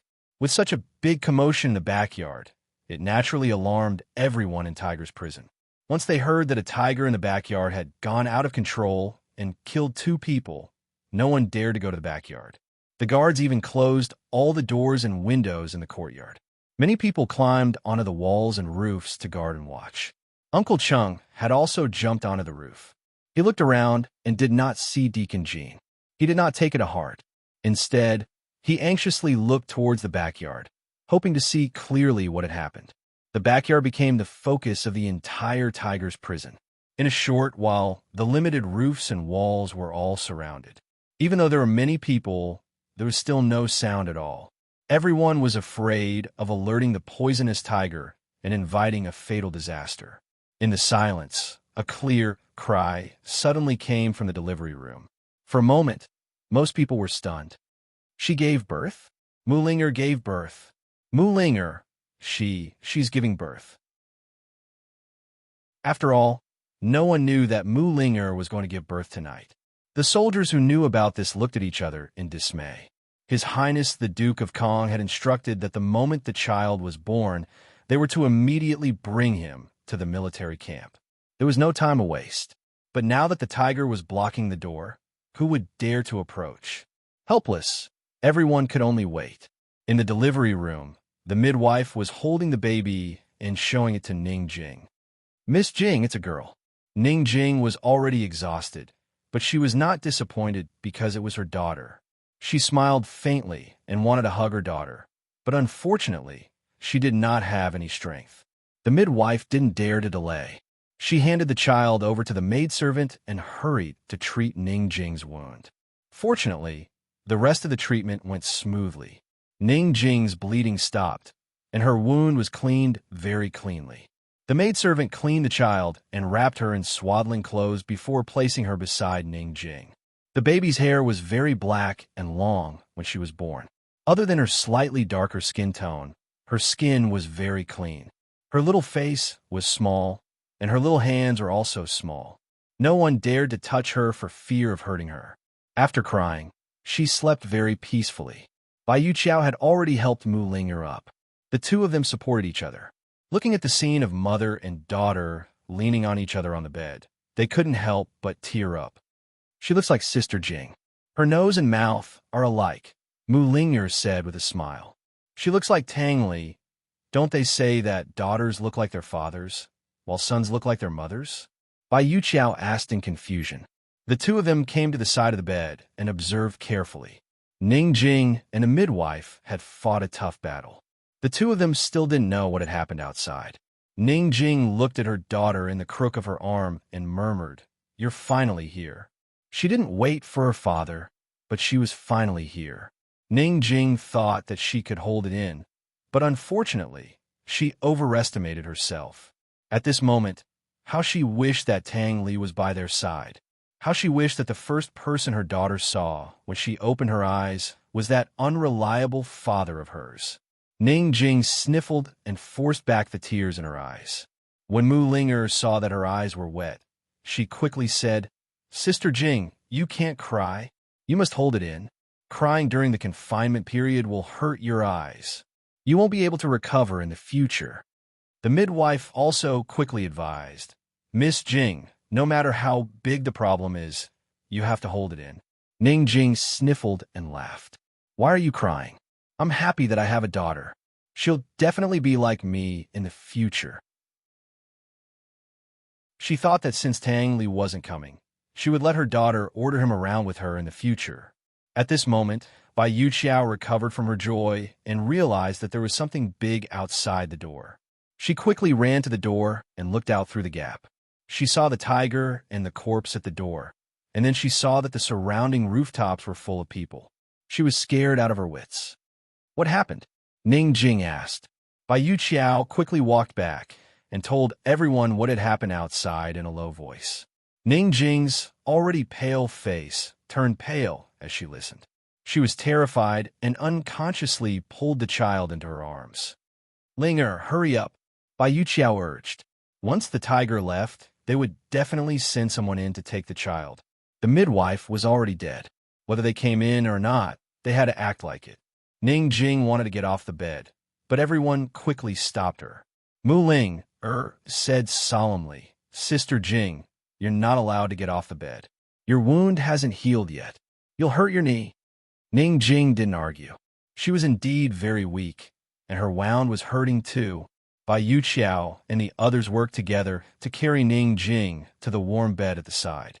Mu Ling lay on the bed and covered herself with a blanket. Of course, the child was still lying on the warm bed with Ning Jing. "Medicine. Drink the medicine first," Mu Ling said anxiously. The maid quickly brought over 2 bowls of medicine. One bowl was for Mu Ling, and the other was for Ning Jing. The midwife stopped Ning Jing and said helplessly, "Miss Jing, you must be hungry. Eat something to fill your empty stomach before drinking the medicine." They couldn't get out, and the people outside couldn't get in. Luckily, the midwife had ordered the maid to prepare a bowl of lean meat porridge and set it aside. Hearing the midwife's words, Ning Jing finally felt hungry. She was indeed very hungry. She only felt that her entire stomach was empty. "Sister Jing, I'll feed you." Mu Ling was anxious to get off the bed, but Bai Yuqiao glared at her. "Lie down obediently." Bai Yuqiao personally brought the lean meat porridge over and sat beside Ning Jing. "No need. I can do it myself." Ning Jing refused. "Take it that I'll help you all the way. When you escape in the future, you must remember my kindness and treat my sister better." Bai Yuqiao said seriously. "You're not leaving?" Ning Jing asked. Bai Yuqiao fed her a spoonful of porridge and didn't answer her. Ning Jing didn't ask further. She ate spoonful by spoonful as Bai Yuqiao fed her. Looking at Bai Yuqiao's serious expression, her heart was filled with emotions. Back then, who would have thought that she would be fed by Bai Yuqiao today? After eating the porridge, Ning Jing finally had some strength. She drank the medicine before lying down. She was clearly tired and wanted to sleep, but she couldn't bear to sleep for even a moment. Instead, she silently watched her daughter sleep. She muttered to herself, "She still looks more like Tang Li. Her nose is especially similar, and so is her mouth. In the future, a girl shouldn't be like her father, shooting off her mouth and quarreling endlessly." She turned to her side with difficulty and gently kissed her daughter. No one dared to persuade her to rest, because they all knew that they couldn't keep this child for long. Ning Jing looked at her daughter quietly. She couldn't help but reach out to touch her daughter's little face and pull her little hand. Perhaps Ning Jing was really too tired. In the end, she unknowingly fell asleep. Bai Yu Qiao and Mu Ling looked at each other, not knowing what to do. Not to mention Ning Jing. Even they couldn't bear to part with this child. 2 hours later, Ning Jing was still sleeping. However, the midwife insisted on waking her up. Miss Jing, feed the baby. If the midwife didn't explain, Ning Jing, who was a first-time mother, wouldn't know. Under the midwife's guidance, Ning Jing carried her daughter and fed her. She quickly got the hang of it. She muttered softly, "Child, eat more. Eat until you're full. Father and mother have let you down. You must remember father and mother. Mother's name is Ning Jing, and your father's name is Tang Li. You can blame us, but in the future, please don't deny us." Towards the end, Ning Jing choked with sobs and couldn't continue. She raised her head and didn't let her tears fall. In front of her daughter, as a mother, how could she cry? Mu Ling, and the rest didn't dare to make sound. Mu Ling, Er's eyes were red from crying, and Bai Yu Qiao turned his head away. If only time could slow down a little, how good would that be? But time never waits for anyone. After daybreak, the tiger at the door left. Seeing the tiger returning to the forest, the soldiers and guards then hurried over. After dealing with the corpse, the leader of the soldiers personally knocked on the door. Miss Bai, it's safe now. You can come out now." In the house, no one moved. Ning Jing seemed as though she didn't hear the sound outside the door. She hugged her infant daughter tightly as her face gently pressed against her little face. Mu Ling, laid on the bed with both hands clutching the bed sheets as she bit down hard, bearing with it. Bai Yu Qiao just sat by the side and didn't reply for a long time. Bam, bam, bam. The knocking on the door became fiercer. "Miss Bai, are you inside? Can you answer? Miss Bai, what's going on inside? Where's the child? Miss Bai, if you still don't come out, we'll go in." Bai Yu Qiao finally raised her head and cast an apologetic gaze towards Ning Jing. Unfortunately, Ning Jing didn't look at her. She got up resolutely. If she didn't go out, the soldiers would barge in and the situation would be even worse. She intentionally walked over to Ning Jing's side and said softly, "Ning Jing, I'm sorry, I can't help you." Saying that, she took big strides to open the door. "What are you mumbling about? Pregnant women need to rest. Don't you understand?" She shouted at the soldiers in displeasure.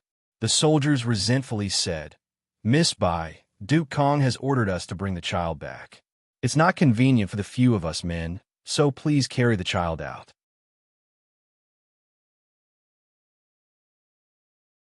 Chapter 1050.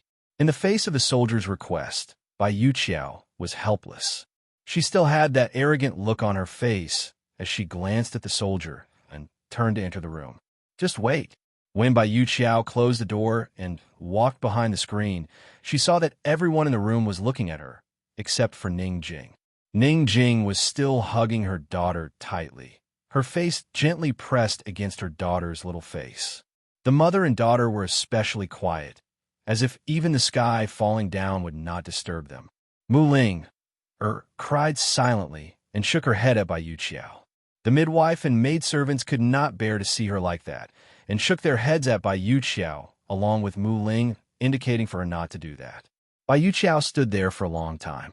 Even if it was just a little bit more time, she was willing to fight for Ning Jing and the baby.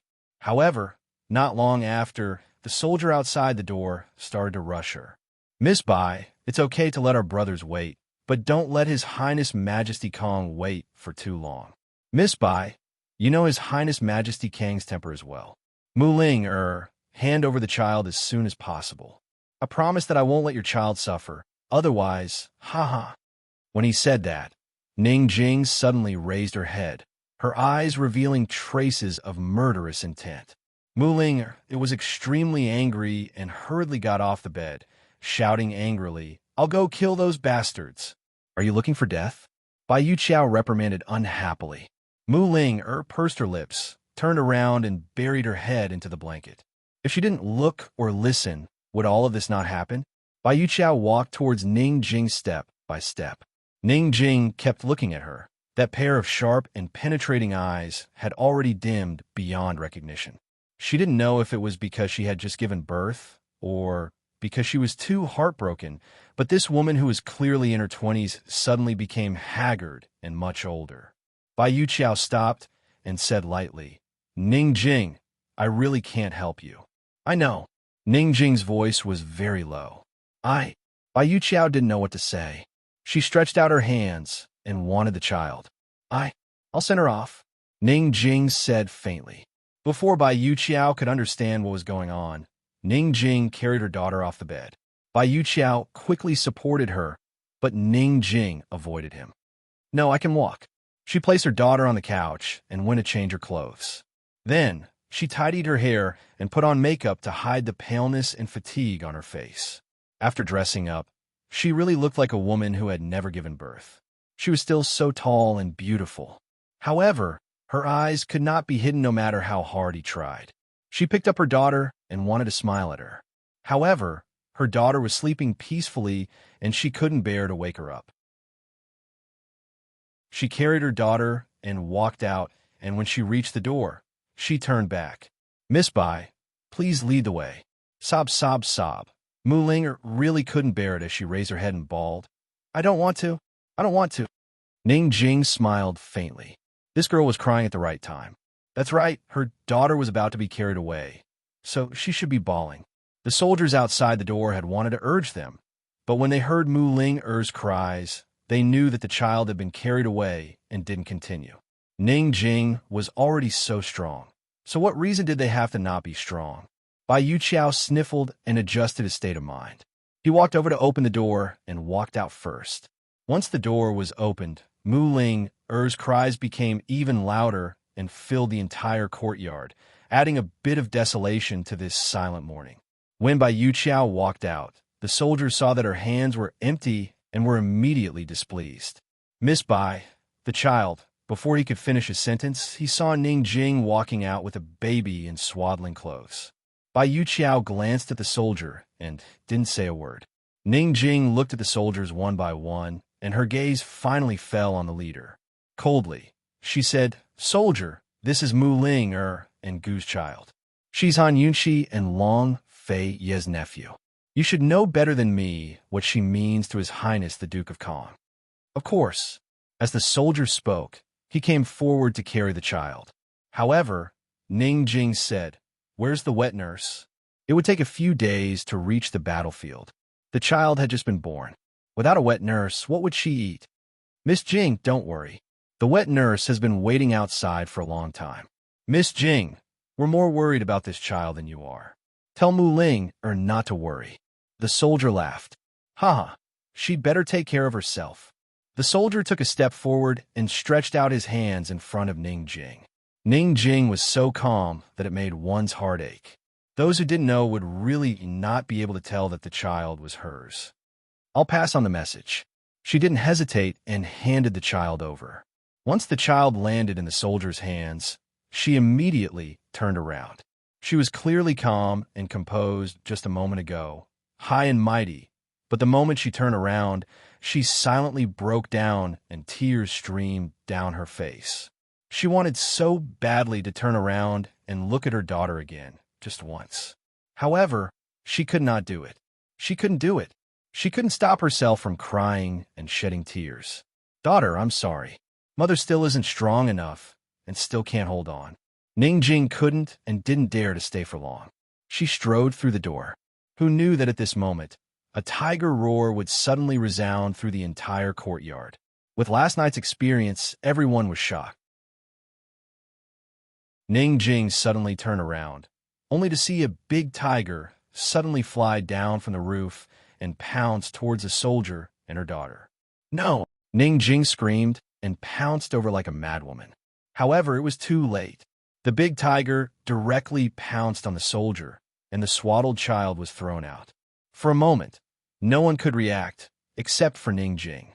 She pushed off the ground and immediately flew up, but she didn't catch the child. The child was suddenly caught by a man in black, who flew out. After the man in black carried the child, he landed on the roof and shouted, "Mu Ling Are you done crying? If you want the child, then come out right now. This what's going on. The wailing Mu Ling suddenly stopped. She suddenly got up and accidentally rolled off the bed.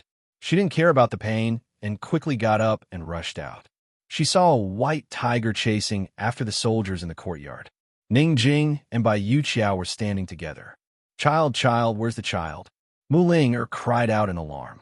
She's here. Come up. The man in black said coldly, seemingly very unhappy. Mu Ling was stunned. She looked towards Bai Yuqiao and Ning Jing, not knowing what to do. Ning Jing didn't say anything and chased after him. Bai Yuqiao also followed closely behind. Only Mu Ling, this idiot, stood there foolishly. Why did she feel that the man in black on the roof was so familiar? Did he know her? Did this guy come save them? Mu Ling, are you coming up or not? The man in black shouted. Guards! Guards, there's a prison break. Quick! Guards! There's a prison break. Quick!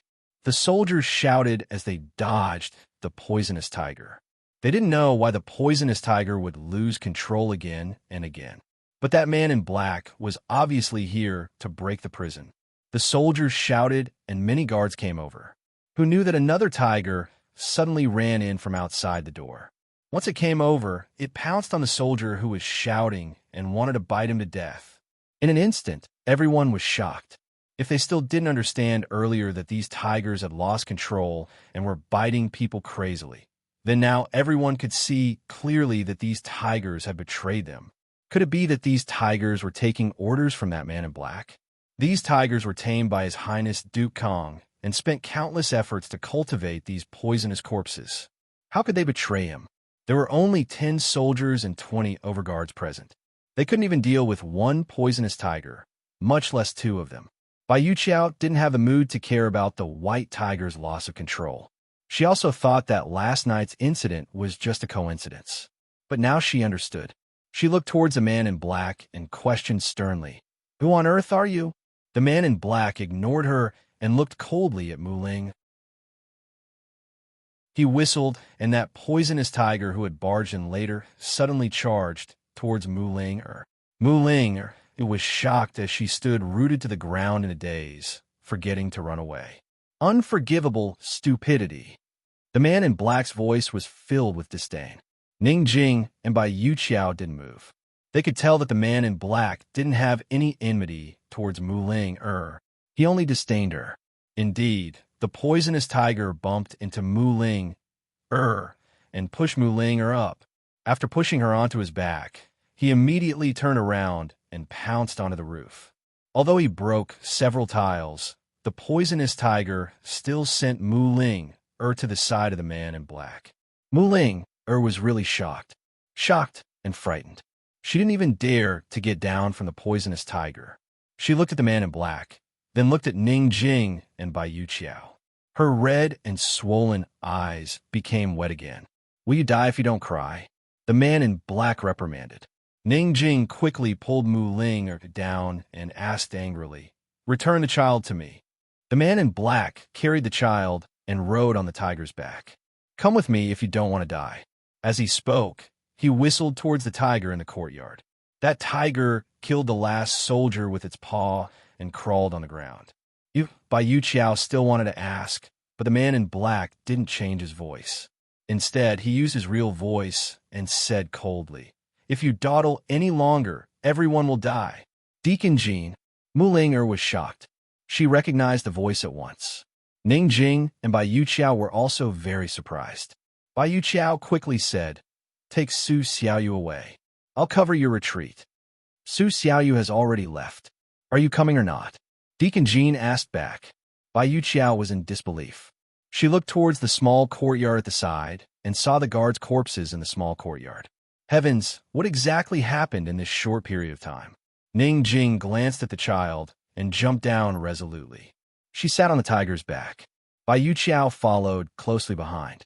Mu Ling wanted to follow, but Deacon Jean pulled her over. You sit here.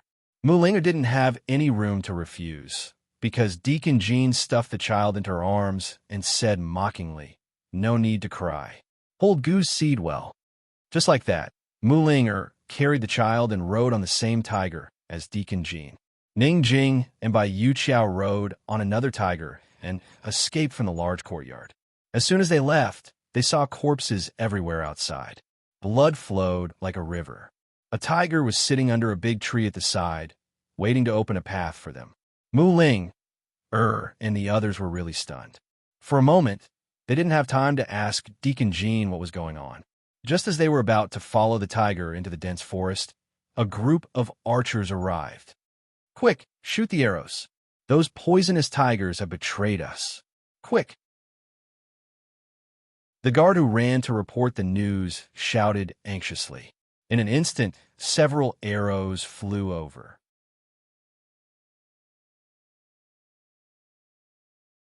Chapter 1051. Arrows were shot everywhere as the two tigers brought Deacon Jean and the rest into the forest. As soon as they entered the woods, Mu Linger and the rest caught a whiff of the thick scent of blood before they'd even gotten far.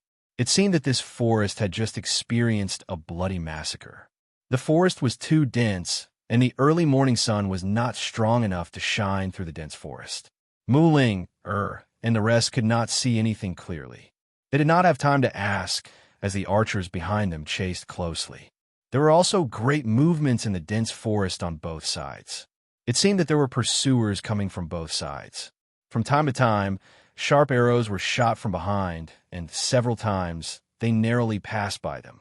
Fortunately, the tigers were leading them so that they could concentrate on avoiding the attacks from behind. Otherwise, the consequences would be unimaginable. One must know that no matter if it was Deacon Jean or Mu Ling and the rest of the women, their martial arts were ordinary. The group of people quickly left the dense forest, and suddenly there was an open space in front of them. However, Mu Ling, and the rest were shocked by everything in front of them. The open space in front of them was simply a purgatory on earth. Corpses were lying on the ground, and blood flowed like a river. There were at least 100 corpses. It was easy to determine that these people were all Jun Yixie's subordinates just by looking at their clothes. There were more than 100 corpses, and all of them were badly mutilated. There was not a single intact corpse. Moreover, all of the wounds had turned black, and the blood stains were all black. God knows if they were poisoned to death or bitten and dismembered by the tigers. Mu Ling, and Ning Jing were disgusted and wanted to vomit several times. However, Bai Yuqiao did not care about her disgust. She was extremely shocked. When did so many guards lie in ambush around Tiger's prison? Why didn't she know? The reason why Tiger's prison was called Tiger's prison was because there was a big white tiger guarding it. With the big white tiger around, other defenses were superfluous. Unless Jun Yixie not only had a guard against them escaping, he also had a guard against a strong enemy coming to rescue them. Bai Yuqiao faintly sensed that something was wrong. She secretly pondered. At this time, the archer behind him had been dealt with by Poison Tiger. Two poison tigers caught up from behind and stood beside Deacon Jean. In this way, including the tiger leading the way, there were 5 of them. Deacon Jean did not ask them to stop, but they all stopped and looked to the right, as if they had discovered something. Seizing the opportunity, Bai Yuqiao probed, "Jean Z, where's the other tiger? How did you tame them?" According to Bai Yuqiao's understanding, Jun Yixie had a total of 6 poisonous tigers in Tiger's prison. They were all red-eyed white tigers that were abnormally ferocious. Moreover, they had all been raised into poison corpses. Whether it was in terms of physique or agility, they were much stronger than ordinary tigers. They would not be killed so easily. Deacon Jean did not pay any attention to Bai Yuqiao. He frowned and looked to the right, as if he was listening intently to something. Mu Ling, Ning Jing, and Bai Yuqiao looked at each other, not daring to move. The child in Mu Ling arms had already woken up. She opened her eyes and looked at Mu Ling curiously. Despite all this, she did not cry. It was as if she knew that the adults were running for their lives and could not make a fuss. Mu Ling quickly realized that the child was awake. She was overjoyed and quickly said to Ning Jing, "Sister Jing, she's awake. She's awake. She's looking at me." Ning Jing's face was especially pale, and her forehead was covered with fine beads of sweat. She seemed to be in pain, but she still wanted to force a smile and smiled faintly at Mu Ling. Sister Jing, I'll let you hold the child, Mu Ling quickly said. Unexpectedly, Ning Jing shook her head. She seemed to want to say something, but suddenly, her vision turned black and she fell down. Luckily, Bai Yuqiao caught her in time. The medicine that she drank last night had already taken effect. She did not look like she had just given birth at all, but this was only what it looked like. Her body was in pain, and she was so weak that she could not hold on any longer. Sister Jing, what's wrong with Sister Jing? Mu Ling was shocked. Bai Yuqiao hugged her and said to Deacon Jean, Jean Z, no matter what you're going to do, let's go quickly. Ning Jing can't hold on. Ning Jing, she's sick. How would Bai Yuqiao know that Deacon Jean already knew the truth? Before she could figure out whether Deacon Jean was a friend or foe, she was still very cautious. After all, Deacon Jean could actually control the tiger that Jun Yixie had tamed. He must not be simple. What kind of background did he have? If these tigers were normal tigers, then so be it. But these tigers had already been tamed by Jun Yixie into poison corpses. Deacon Jean could actually make them betray Jun Yixie. Bai Yuqiao felt that Deacon Jean and Jun Yixie had some kind of relationship. Mu Ling was extremely embarrassed and was about to explain. Unexpectedly, a large white tiger suddenly flew out from the bushes on the right. The person sitting on its back was none other than Su Xiaoyu. Su Xiaoyu was covered in blood, and that large white tiger was also injured. A large piece of flesh had been cut off from its hind leg. There's a group of poison corpses over there. They're coming over soon, Su Xiaoyu said while panting. If not for the large white tiger's protection and her own poison skills, she would have died long ago. Jun Yixie even ambushed poison corpses. Bai Yuqiao was incomparably shocked. What was Jun Yixie trying to do? Why did he ambush poison corpses at Tiger's prison? There were already 6 large white tigers and so many guards ambushing them. He even ambushed poison corpses. Could it be that he was guarding against Han Yunxi and Long Feiyi? Or could it be that this arrangement wasn't a precaution but was specially prepared for Han Yunxi and Long Feiyi? Bai Yuqiao seemed to have thought of something and suddenly felt uneasy. We must leave as soon as possible, Deacon Jean said and blew a whistle. In an instant, all the tigers became alert. Just as they were about to leave, unfortunately, the poison corpses on the right had already arrived. There were over 20 poison corpses. All of them had ashen faces and were expressionless like death soldiers. They came over and surrounded them from the right. At the same time, a group of sword-wielding guards appeared from the left. It was a pincer attack from the left and right. Fortunately, the group of archers at the back had already been dealt with by the large white tigers. But, just as they were about to escape, a group of archers suddenly walked out from the forest in front of them. There were 2 rows of over 20 people, all of them with their bows drawn and ready to shoot. They were surrounded from the left, right in front, leaving only the back to escape. But the back was the road back to Tiger's prison. There was no escape route. Who are you? The leader of the archers asked angrily. Du Kong had ordered for 3 inner and 3 outer layers of defense to be deployed around Tiger's prison. Who knew that the 3 outer layers of defense would suddenly be ambushed by the tiger horde?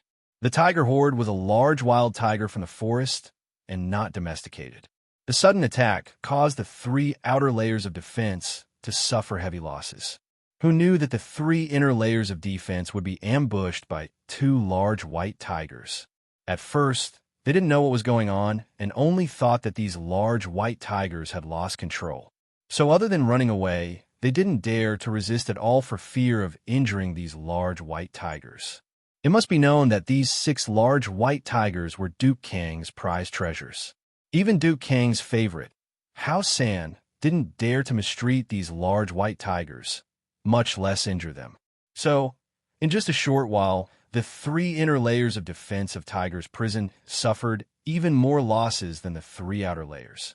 There were originally 300 archers, but now there were only 20 or so left. Until just now, they had been running away and hadn't taken the initiative to attack. It was only after hearing the report from the people who escaped from Tiger's prison that they found out the truth. Deacon Jean wasn't a person who liked to talk. He ignored the archers and tightly held onto Mu Ling, Er's waist with one hand, and patted the large white tiger with the other. Suddenly, he charged towards the sword-wielding guards on the left. The moment he charged over, the tiger carrying Ning Jing, Bai Yuqiao, and Su Xiaoyu immediately followed suit. The archers immediately released their arrows, and the poisoned corpses also attacked. The tiger leading the way pounced on the archers while the remaining two pounced on the poisoned corpses. For a moment, arrows flew everywhere and a fight broke out. Deacon Jean protected Mu Ling, as they fled while fighting with the sword-wielding guards. Bai Yuqiao protected Ning Jing and was unarmed. All she could do was dodge. Su Xiaoyu was behind her and shouted at her, "Use poison, idiot!" This time, Bai Yuqiao remembered that she could use poison. She didn't bring any weapons with her, but she did bring a lot of poison. No matter what, she was still Bai Yanqing's disciple and had learned poison since she was young. Poison was useless against the corpses, but it was much more effective against the sword-wielding guards. Bai Yuqiao protected Ning Jing and leaned back, dodging the swords that swept towards them. She casually waved her hand and shot out 2 poison needles. They didn't hit the guards' vital points, but they hit their hands.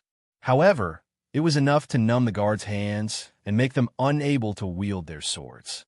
The guards on the other side wanted to attack, but the white tiger pounced over and trampled them under its feet. The big white tiger's sharp claws viciously slapped the guard's heart, causing him to spit out blood and die. "Careful!" Su Xiaoyu suddenly jumped up from the tiger's back and kicked away the arrow that was flying toward Bai Yuqiao. "Thanks," Bai Yuqiao said loudly. Su Xiaoyu ignored her and continued to dodge the arrows. Deacon Jean had already brought Mu Ling, and escaped far away. However, Bai Yuqiao and Su Xiaoyu were pincered by the sword-wielding guards and archers. A few poisoned corpses avoided the poison tigers and attacked them. "Su Xiaoyu, I'll cover you. Hurry and run," Bai Yuqiao said loudly. Su Xiaoyu looked at her suspiciously. She wanted to ask, but decided against it. She said, "Look after Ning Jing. I don't need you to cover me." At this time, a sharp arrow flew over from behind and snapped on Bai Yuqiao's shoulder. Bai Yuqiao pulled it out without hesitation and said coldly, "It's poisonous." She quickly realized that she couldn't cure the poison and immediately switched to her other hand to hug Ning Jing. Su Xiaoyu jumped up from the tiger's back again and landed behind Bai Yuqiao to help her block the arrows. The injured tiger didn't have to care about Su Xiaoyu anymore and actually pounced towards the archers like crazy. In a moment, all the archers were scared and stopped. Bai Yuqiao and the rest wanted to take the opportunity to escape, but there were too many incompetent poison corpses, and they couldn't deal with them all. The white tiger had to take care of their safety and couldn't kill as many enemies as it wanted. Gradually, the 3 people and 6 tigers were surrounded by the poisoned corpses and the few remaining archers and guards. Bai Yuqiao looked to the left and said in a low voice, "What does Jin Zi mean? Did he escape by himself?" Indeed, Jin Zi had already protected Mu Ling and escaped far away and was already very safe. Mu Ling held on to Jin Zi with one hand and pinched Deacon Jean with the other. "Go back and save them. Go back and save them. They'll die.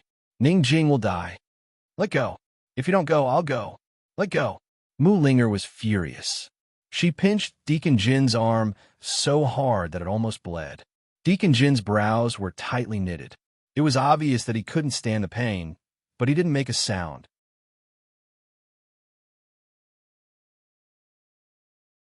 Chapter 1052.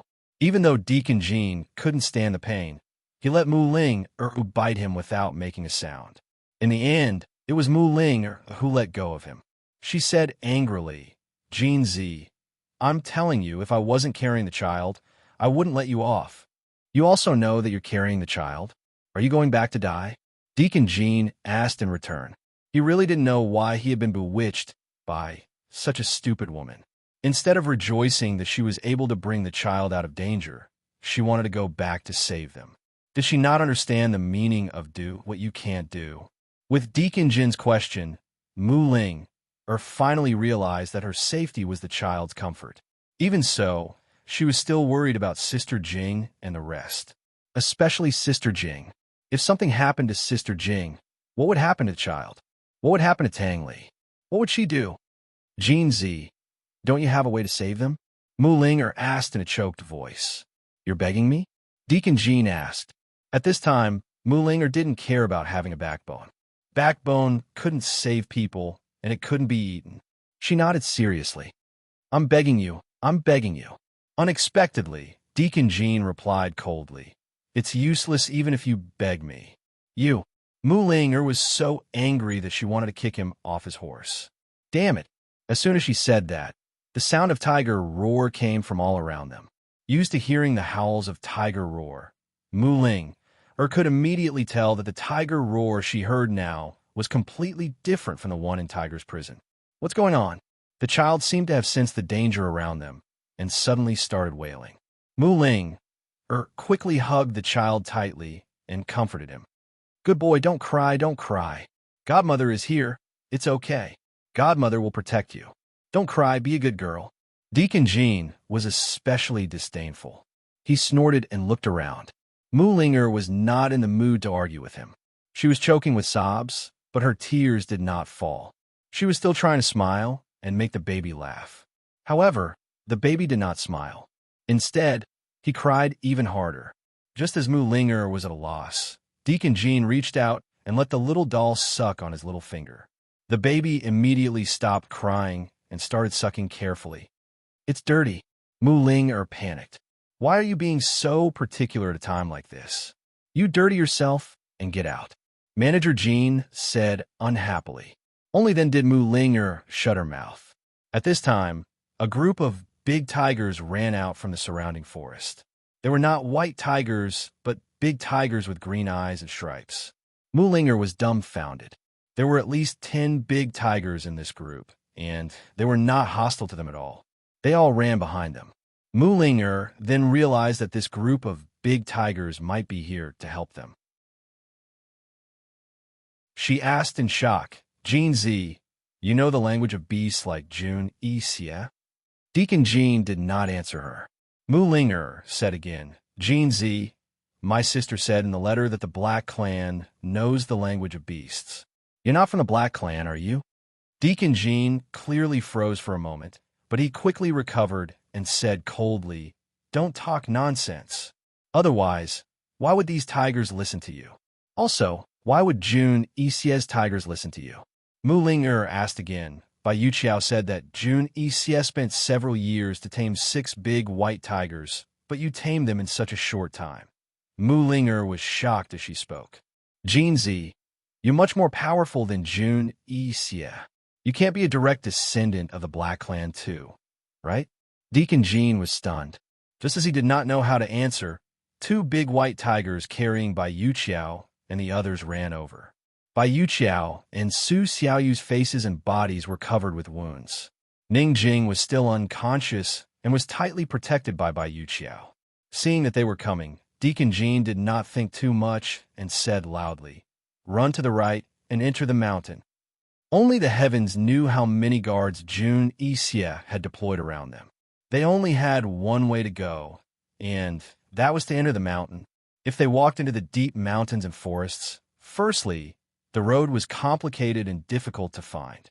Secondly, the forest was the tigers' territory. With the tigers' protection, they would be very safe.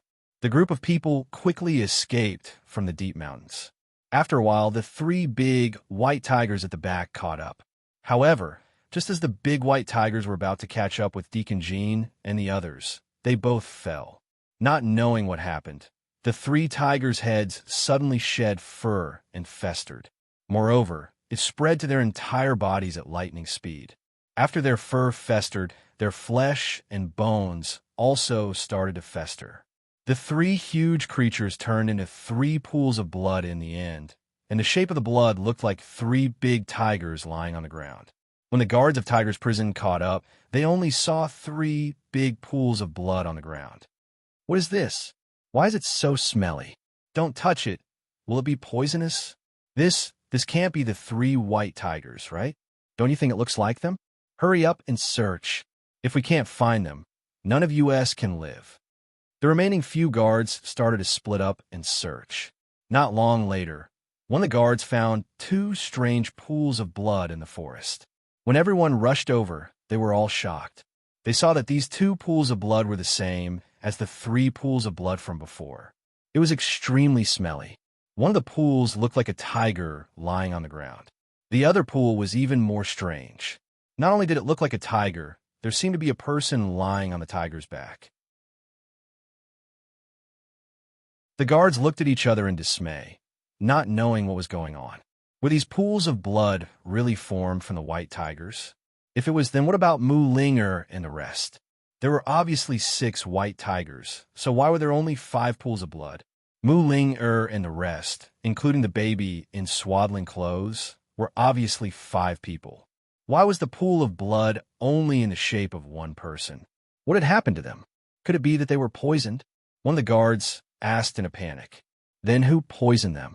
Another person quickly asked. In my opinion, they were cursed. Someone timidly said. In that moment, everyone became nervous. The guards could not come to a conclusion. When they saw the strange pools of blood, they became more and more afraid. In the end, they did not dare to go deeper into the forest to look for them. They immediately rushed back to Tiger's prison and reported everything to Jun Yixie, who was far away in the army. When Jun Yixie received the news of the incident at Tiger's prison, he had just imprisoned Ning Cheng and had not yet interrogated him. What? He suddenly stood up in disbelief. If it was said that someone was able to kill their way through the encirclement and save the people in Tiger's prison, he would still believe it. However, the guards told him that a black-clothed man controlled 6 poisonous tigers, and even tigers that covered the entire mountain to save the hostages. How could he believe this? He, a descendant of the Black Clan, had spent a lot of effort to tame those white tigers. How could someone be able to control those white tigers to betray him? Rather than saying that understanding the language of beasts was the Black Clan's secret technique, it was better to say that understanding the language of beasts was the Black Clan's innate talent. Every generation had different innate talents, but the Black Clan's direct descendants had the highest innate talents. Those with low innate talents could only understand the sounds of insects and birds. Those with high innate talents could understand the sounds of large animals. The Black Clan's secret technique was the beast taming technique. In fact, they borrowed the innate talent of understanding the language of beasts to gain the ability to control beasts. Jun Yixie remembered very clearly that his father did not have any siblings. He was the only son in the family. His innate talent was the highest among all the Black Clan members. The other Black Clan members who understood the language of beasts could only understand a language of low-level animals. They were not of much help to him. The few people who understood the language of horses had always been hiding in Northern Lee's horse farms. It was because of this that he controlled many of Northern Lee's horse farms. Even he was unable to completely tame the tiger race, which was the king race of beasts. That black-clothed man, where did he come from?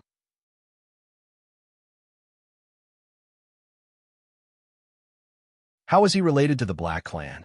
Master, that black-clothed man could also be, before Hao San could finish his words, Jun Yixie stopped him. He firmly denied it. There is no such possibility.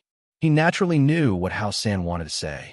What Hao San wanted to say was, could that black-clothed man also be a direct descendant of the Black Clan?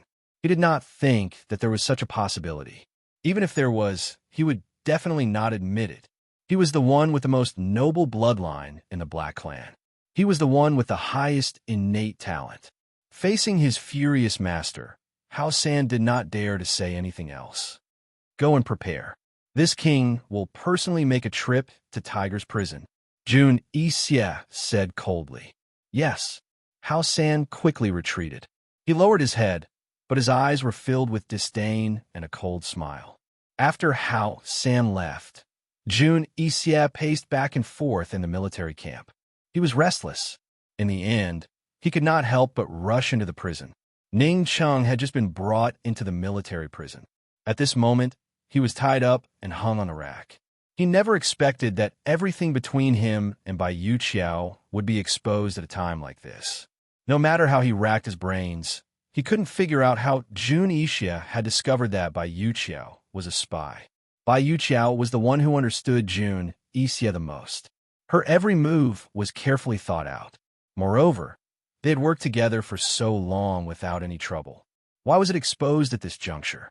What he was most worried about was that Ning Jing's pregnancy would arouse Jun Yixia's suspicions. However, Jun Yixia should not know that the one who was pregnant was not Mu Ling'er, but Ning Jing. Ning Cheng thought about it again and again. In the end, he locked on Jin Zi and Uncle Cheng as suspects. Although Uncle Cheng was closer to him, he did not hesitate to suspect Uncle Cheng. Actually, at this point, suspecting anyone was useless. The only thing he was glad about was that Han Yunxi and Long Fei Yi had delayed the rescue and northern expedition. From Jun Yixia's recent actions, he should not know that the northern expedition had been delayed. Ning Cheng's hands were hung up high. He had his head lowered and his brows tightly knitted. One of his eyes was blind, while the other eye was dimly lit by the candlelight. There was a hint of determination and killing intent hidden in his eyes.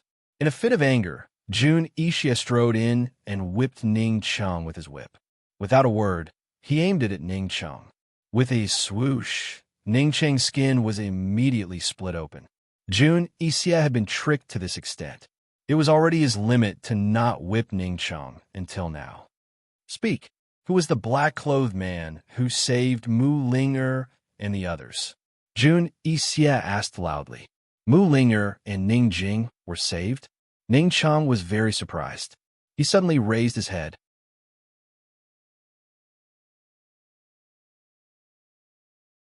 Chapter 1053.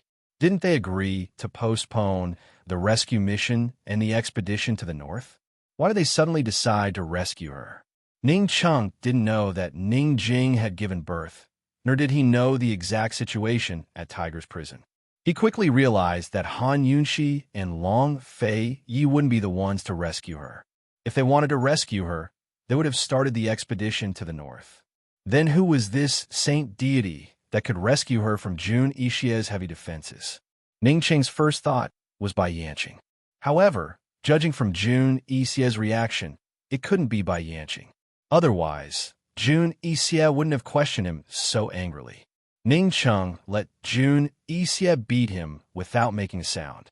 In the end, Jun Yixia was tired and Ning Cheng was covered in wounds. Jun Yixia fell to the ground dejectedly while Ning Cheng looked at him condescendingly. What exactly happened at Tiger's prison that made Jun Yixia so angry and dispirited? At night, Jun Yixia secretly left the military camp with Ning Cheng and rushed to Tiger's prison. He didn't know what was going on with the oddly shaped blood that the guards reported. He had to go to the scene to understand. Jun Yixia rushed to Tiger's prison with Ning Cheng. At the same time, Han Yunxi and the others were also rushing to Tiger's prison. It had been several days since they sent the letter to Tian Shan. They should have received a reply by now, but there was no news at all. Long Fei Yi used specially trained eagles to send the letter to Tian Shan. They could withstand the snowstorms of Tian Shan. Moreover, there were special messengers at the top of Tian Shan to send letters. It was the end of spring and the beginning of summer. The snow on Tian Shan had almost melted and the weather was just right. It was easy for people to go up and down Tian Shan, let alone eagles. Long Fei Yi knew that something must have happened to Sky Mountain. Therefore, in the past few days, they had not rested at all. They had been traveling day and night. It must be the evil sword sect, Long Fei Yi said. In today's martial arts world, only the evil sword sect could shake Sky Mountain, and only Bai Yanqing could touch the three supremacies. How long has that old fox been hiding in Tian Shan Mountain? Han Yunxi was worried. Did Bai Yanqing already know about the matter of the Phoenix Power? Who was the one who wrote the replies they sent back? Were the various explanations regarding the dual cultivation of Phoenix Power and Lustbite Power true or false? Had they been tricked by that old fox Bai Yanqing? In my opinion, that old fox must have attacked the top of Tian Shan Mountain after the beginning of spring. Otherwise, You wouldn't have been unable to receive the letter until now. Gu interrupted. He knew that anything related to Bai Yanqing was not a small matter.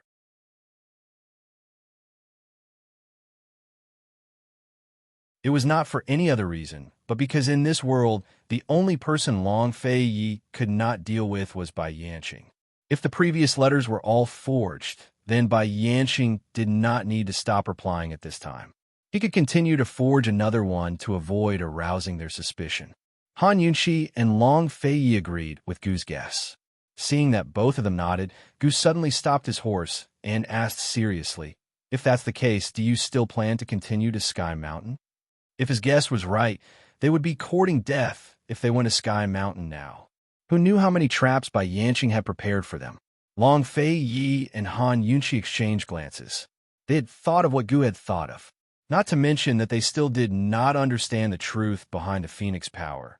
Even if they did not understand the Phoenix power and dual cultivation, they still had to go to Sky Mountain. This matter did not only concern Elder Kenzo and the three supremacies, but also the entire Tianshan Kenzo. Tianshan Kenzo had countless disciples, countless sword manuals, and countless treasured swords. It had always been the leader of the martial arts world. Once Tianshan Kenzo fell into Bai Yanqing's hands, it would become a tool for the heretical sword sect to wreak havoc in the martial arts world. Before the world was in chaos, the martial arts world would be in chaos first. They had already sacrificed their time on the northern expedition to rush here. There was no reason for them to turn back, and there was no reason for them to hide. Moreover, they had already found 7 types of 10,000 poisons. Now, they were only left with Bai Yanqing's blood and the little thing's poisonous blood. Even if Bai Yanqing did not look for them, they would look for Bai Yanqing one day. Coldly, Han Yunxi said, "Even if it's a mountain of swords or a sea of flames, we're not afraid of him." She had not had the time to cultivate recently, but her connection with the little thing was getting stronger. She could clearly feel the little thing cultivating and could also clearly feel the little thing's poisonous fangs recovering. The little thing must have eaten a lot of good things in Bai Yanqing's poison storage space. She even had a faint sense of familiarity these past 2 nights. She only felt that the poison storage space was about to level up again. This feeling was very similar to the one she felt when the poison storage space leveled up from level 1 to level 2 on Sky Mountain. Perhaps the little thing would continue to help her level up this time. As long as her poison storage space leveled up to level 3, the little thing would be free. As long as they got the little thing's poisonous blood, they really did not have to fear Bai Yanqing's indestructible body. Gu could not convince Han Yunxi and Long Fei Yi, so he could only follow in silence. Gu was worried that once he had a fight with Bai Yanqing, he would have no choice but to reveal his secret. Gu was conflicted, and a very arrogant idea came to him. He thought he had to think of a way to challenge Bai Yanqing to a duel and avoid Poison Girl and the others. The group sped up, speeding towards Sky Mountain. At their speed, they would reach the foot of Sky Mountain in about 5 days. A few days passed, and Jun Yixie brought Ning Cheng back to Tiger's prison. Take him to the dungeon and give him 1 antidote a day. Remember that. If he dies, this prince will have all of you buried with him. Cold, Jun Yixie said. Jun Yixie. Ning Cheng still did not know about the bloody water. He was already Jun Yixie's last hostage. He thought, no matter who saved Mu Ling and the others, as long as it was not Bai Yanqing, the situation would not be too bad. He was the only hostage left in Jun Yixie's hands, so he did not have to think too much. After imprisoning Ning Cheng in the dungeon of Tiger's prison, Jun Yixie had the guards lead the way to see the pools of blood. Although the 3 pools of blood had already dried up, there were dark red marks on the ground that even the rain could not wash away. When Jun Yixie saw it, he immediately determined that the blood belonged to the poisonous tigers he had tamed, and the tigers had died from poison. Master, who could be the next killer? Hao San asked in a low voice. The poisonous tigers that Jun Yixie had tamed had already been turned into poisonous corpses, so they had the ability to resist most poisons. Only a few rare high-level poisons could poison them to death. In other words, the poison skills of the person who could poison these poisonous tigers to death were definitely not ordinary. Jun Yixie ignored Hao San and asked coldly, "Are you sure that Mu Ling and the others rode the white tigers to escape?" "Your Highness Duke of Kong, we all saw it with our own eyes. When Mu Ling was giving birth, the midwife also entered the room, and it was also the white tigers that blocked the way," the guard reported truthfully. If it was not for the fact that they did not dare to attack the white tigers in the beginning and lost a lot of time, Mu Ling and the others might not have been able to escape. Many of the guards at Tiger's prison had died, and the survivors all resented those poisonous tigers. Of course, they only dared to complain in their hearts. Jun Yixie still did not say anything and walked into the dense forest. The two pools of blood in the dense forest had also dried up, leaving behind a mark that could not be erased. Jun Yixie stopped beside the human-shaped blood mark. He used his finger to lightly smear some of the blood, sniffed it seriously, and took it away without another word. He spent half a day to identify that this blood was human blood and not tiger blood. Furthermore, it was the blood of a woman who had died after being poisoned. What exactly had happened? Jun Yixie was certain that the person who poisoned the white tigers was definitely not Han Yunxi. Other than Han Yunxi, who else had such high poison skills to be able to poison 5 white tigers to death in such a short period of time? Where did the last white tiger go? Who was the woman who was poisoned to the point that not even her bones remained? Where did the rest of the people go?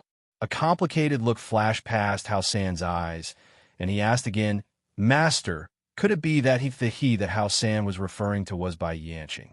If he wanted to make a move, why wait until now? Why go through so much trouble?" Jun Yixie asked coldly. Compared to the person who poisoned them, he was more concerned about the identity of the black-robed man.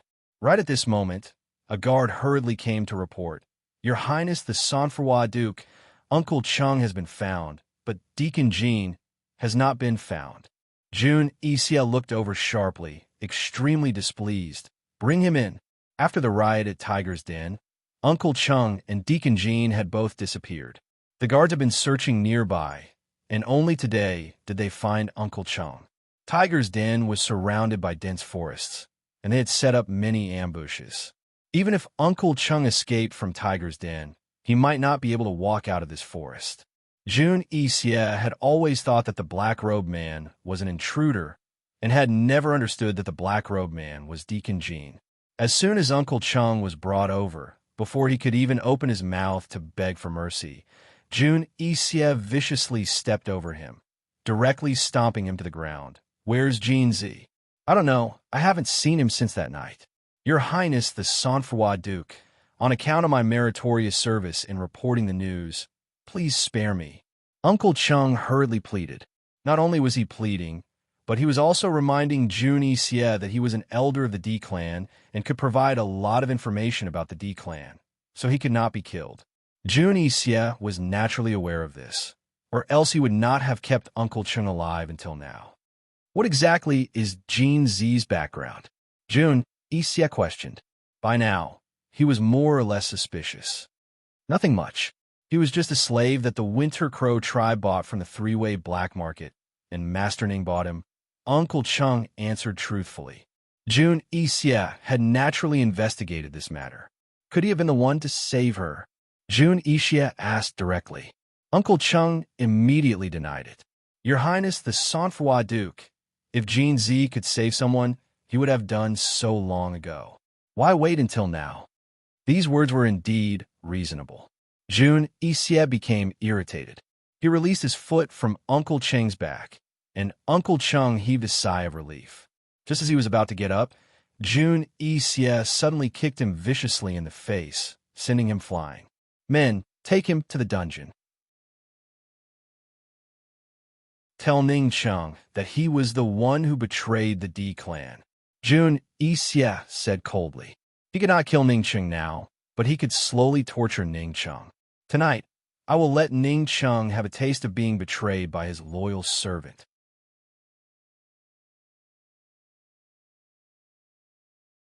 Chapter 1054. The guards escorted Uncle Chung to the entrance of the dungeon. Jun Yixie also followed. He suddenly regretted it. He let the guards leave and let Uncle Chung go in by himself. Instead of telling Ning Chung that Uncle Chung is a traitor, it's better to let Uncle Chung continue to deceive him. Perhaps this show will be more exciting. Go in by yourself. This prince can't control your life and death. Ning Chung can. Jun Yixie said as he kicked Uncle Chung in. Uncle Chung didn't understand Jun Yixie's meaning. After he fell to the ground, he quickly got up and carefully walked in. Jun Yixie had actually been following behind him. He was hiding in the shadows, quietly waiting to watch the show. After passing through the long entrance passage, there was a narrow space. The dungeon was very small. If there was a rack, a prisoner, and 2 or 3 more people came in, it would be full. Back then, Jun Yixie had considered that Mu Ling was going to give birth and Su Xiaoyu was going to recuperate, so he didn't lock them in the dungeon. Now that he thought about it, he really trusted Bai Yuqiao too much. Otherwise, he wouldn't have let so many hostages escape without leaving a single one. With hostages in hand, even if Long Fei Yi and Han Yunxi went north, he wouldn't be afraid. Now, he only has Ning Chung in his hands. If he wants to resist the pressure from the south, he still has to start with the D clan. As soon as Uncle Chung came in, Ning Chung knew. However, he kept his head down, pretending not to see anything, and didn't say a word. A trace of timidity flitted through Uncle Chang's eyes. He carefully leaned against the wall, not daring to move or make a sound. His shoulder was almost broken by Jun Yi, and his chin was already swollen.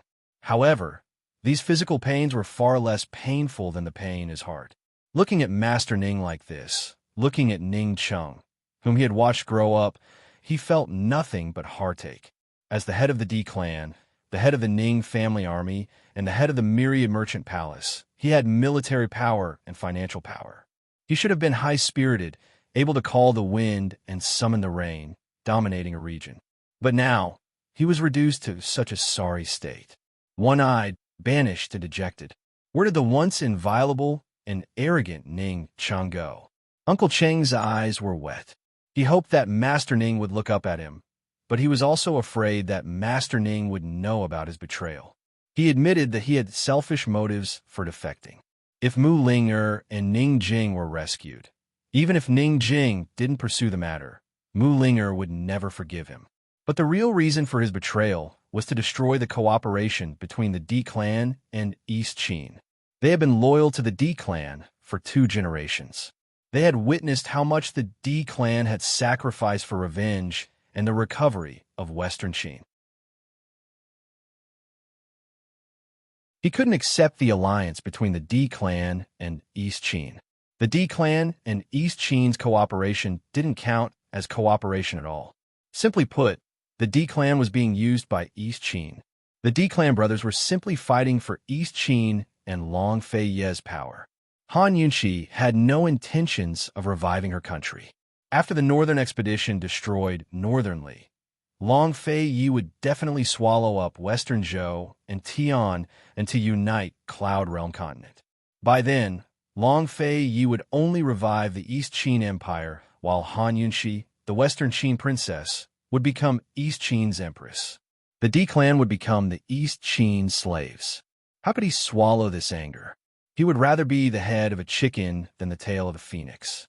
With Ning Cheng's abilities and the D clan's strength, it wouldn't be difficult for them to gain a foothold in Cloud Realm continent by borrowing the name of Western Qin's imperial court.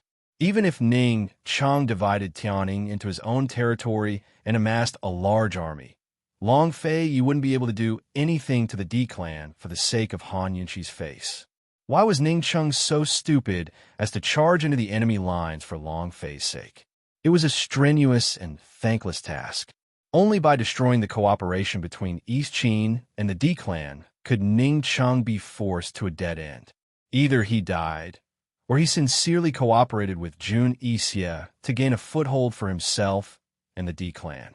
Uncle Chung had been cooped up in his room while he was locked up in Tiger's prison to think and hesitate over these matters. He was certain that Jun Yixie had reached a dead end under the current circumstances, especially with all the hostages gone. Jun Yixie had nowhere else to go. Jun Yixie had no choice but to cooperate with the D clan. Otherwise, once Long Fei Yi and Han Yunxi sent their troops north, everything he had painstakingly built up in northern Li would be swept clean. In other words, the current situation was Jun Yixie begging Ning Cheng, not Ning Cheng begging Jun Yixie. Uncle Cheng stood there for a long while before he saw that Master Ning didn't move. Finally, he took a deep breath and walked over. He was already standing in front of Ning Cheng, but Ning Cheng's head was still bowed. Anyone who didn't know better might think he was unconscious. Master Ning, Uncle Cheng spoke in a low voice. He had planned to first analyze the current situation in Tiger's prison with Ning Cheng, as well as the situation between the D clan and Jun Yixie. Then, he would turn himself in and force Ning Cheng to make a choice. But who knew that before he could speak, Ning Cheng would suddenly kick him ruthlessly. Only God knew how much strength and anger Ning Cheng had used to send Uncle Cheng flying with just one kick. Uncle Cheng crashed into the stone wall behind him. After he fell to the ground, he immediately spat out a mouthful of blood. He raised his head in disbelief. Master Ning, don't think I don't know what you've done. Ning Cheng roared angrily. Jun Yixie, who was hiding in the dark, was rather shocked. He hadn't expected Ning Cheng to guess that Uncle Cheng had betrayed him. It had to be said that Jun Yixie was very disappointed. Still, he continued to wait patiently. Uncle Cheng crawled to his feet with difficulty. After all, he was getting on in years. After being kicked so many times in the past hour, he couldn't even stand steadily. He was even more shocked than Jun Yixie. He hadn't said a word, but Master Ning was already suspecting him. Cheng Xianmin, you didn't betray me but the D clan. The oath you swore to be loyal to my father. Ning Cheng thought he could hold himself back, but now he couldn't restrain his anger. Master Ning, why don't you work together with Jun Yixie? Only by working with Jun Yixie can you hold on to this tiny piece of Tianing. Otherwise, the D clan will become East Qin's slaves in the end. Uncle Cheng said loudly. A complicated look flitted past Jun Yixie's eyes, but he didn't say a word. He'd never liked Uncle Cheng, but now it looked like Uncle Cheng was his benefactor. If Uncle Cheng could convince Ning Cheng, he wouldn't mind giving Ning Cheng another chance. Ning Cheng glared fiercely at Uncle Cheng as he said word by word, Cheng Xianmin, you are my D clan's first and only traitor. You don't have the right to speak to this clan head. Get out. Master Ning, why do you persist in going about things the wrong way? Uncle Cheng was angry as well. What's so good about Han Yunxi? What's so good about her? Master Ning, with your current actions, are you loyal to Western Qin or to Han Yunxi alone? Han Yunxi is Western Qin. Western Qin is Han Yunxi. Ning Cheng angrily roared. Uncle Cheng gave a cold laugh. Master Ning, when Long Fei Yi flattens Northern Li and when Long Fei Yi recovers East Qin, there will no longer be Western Qin or Han Yunxi. There will only be the East Qin Empress. Enough, Ning Cheng angrily said. Master Ning, you should properly think about it. Jun Yixie is in a dilemma right now, so he doesn't have any room to negotiate with you. As long as you sincerely cooperate with him, you can use his military strength to fight for a place for the D clan in Cloud Realm. Uncle Cheng said. When Jun Yixie, who was hiding in the shadows, heard this, he was first stunned before his entire person turned bad. He had clearly come to watch a good show, but instead of seeing a good show, he had been checkmated by Uncle Cheng. This damn Cheng Xianmin, he was actually so shrewd. So his betrayal wasn't a true betrayal, but a well-intentioned one. Jun Yixie narrowed his eyes, the anger on his face growing stronger. He almost rushed out, but he had to convince himself to hold back. Even though Uncle Cheng was repulsive, his analysis just now was completely correct. His situation was far worse than the D clans. Other than cooperating with Ning Cheng, he had no other way out. Moreover, if he cooperated with Ning Cheng, he wouldn't be able to gain any benefits. If the one in prison here was Mu Ling, he would still have a bargaining chip with Han Yunxi. If the one in prison here was Ning Jing, he could still ask for the Tang's sex support. However, the one imprisoned here was Ning Cheng. How could Han Yunxi and Long Fei Yi be controlled by him for the head of the D clan?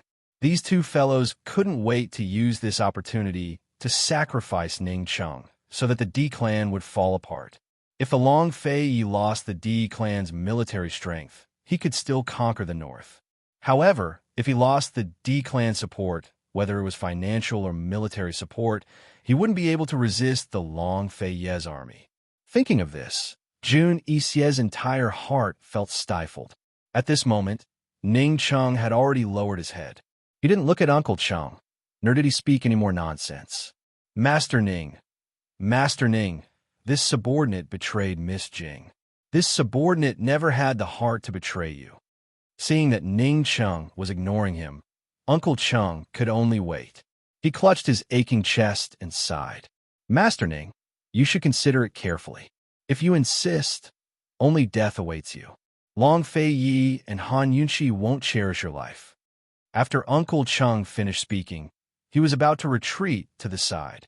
Who knew that Ning Cheng would suddenly raise his leg again and ruthlessly kick Uncle Cheng away. This time, Uncle Cheng crashed into the wall and fell down.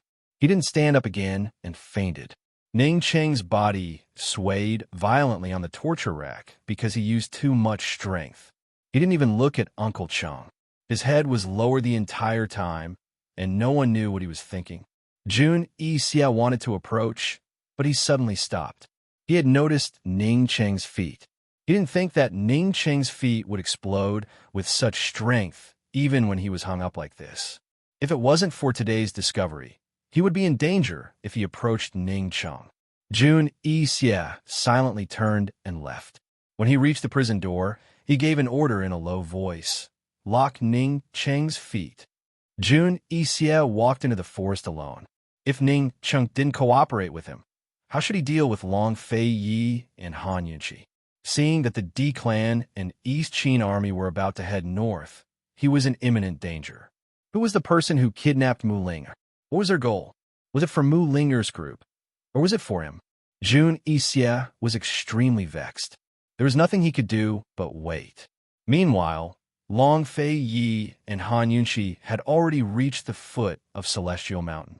That night, they were resting in a hidden cave at the foot of the mountain. This was where Long Fei Yi used to rest when climbing the mountain. It was also where he used to hide from Duanmu Yao's cultivation. Besides Su Donglin, the only other person who knew about this place was Chu Shifeng. They had just finished eating their rations and were preparing to discuss climbing the mountain when a rustling sound came from outside. Who is it? Long Fei Yi immediately chased after the sound.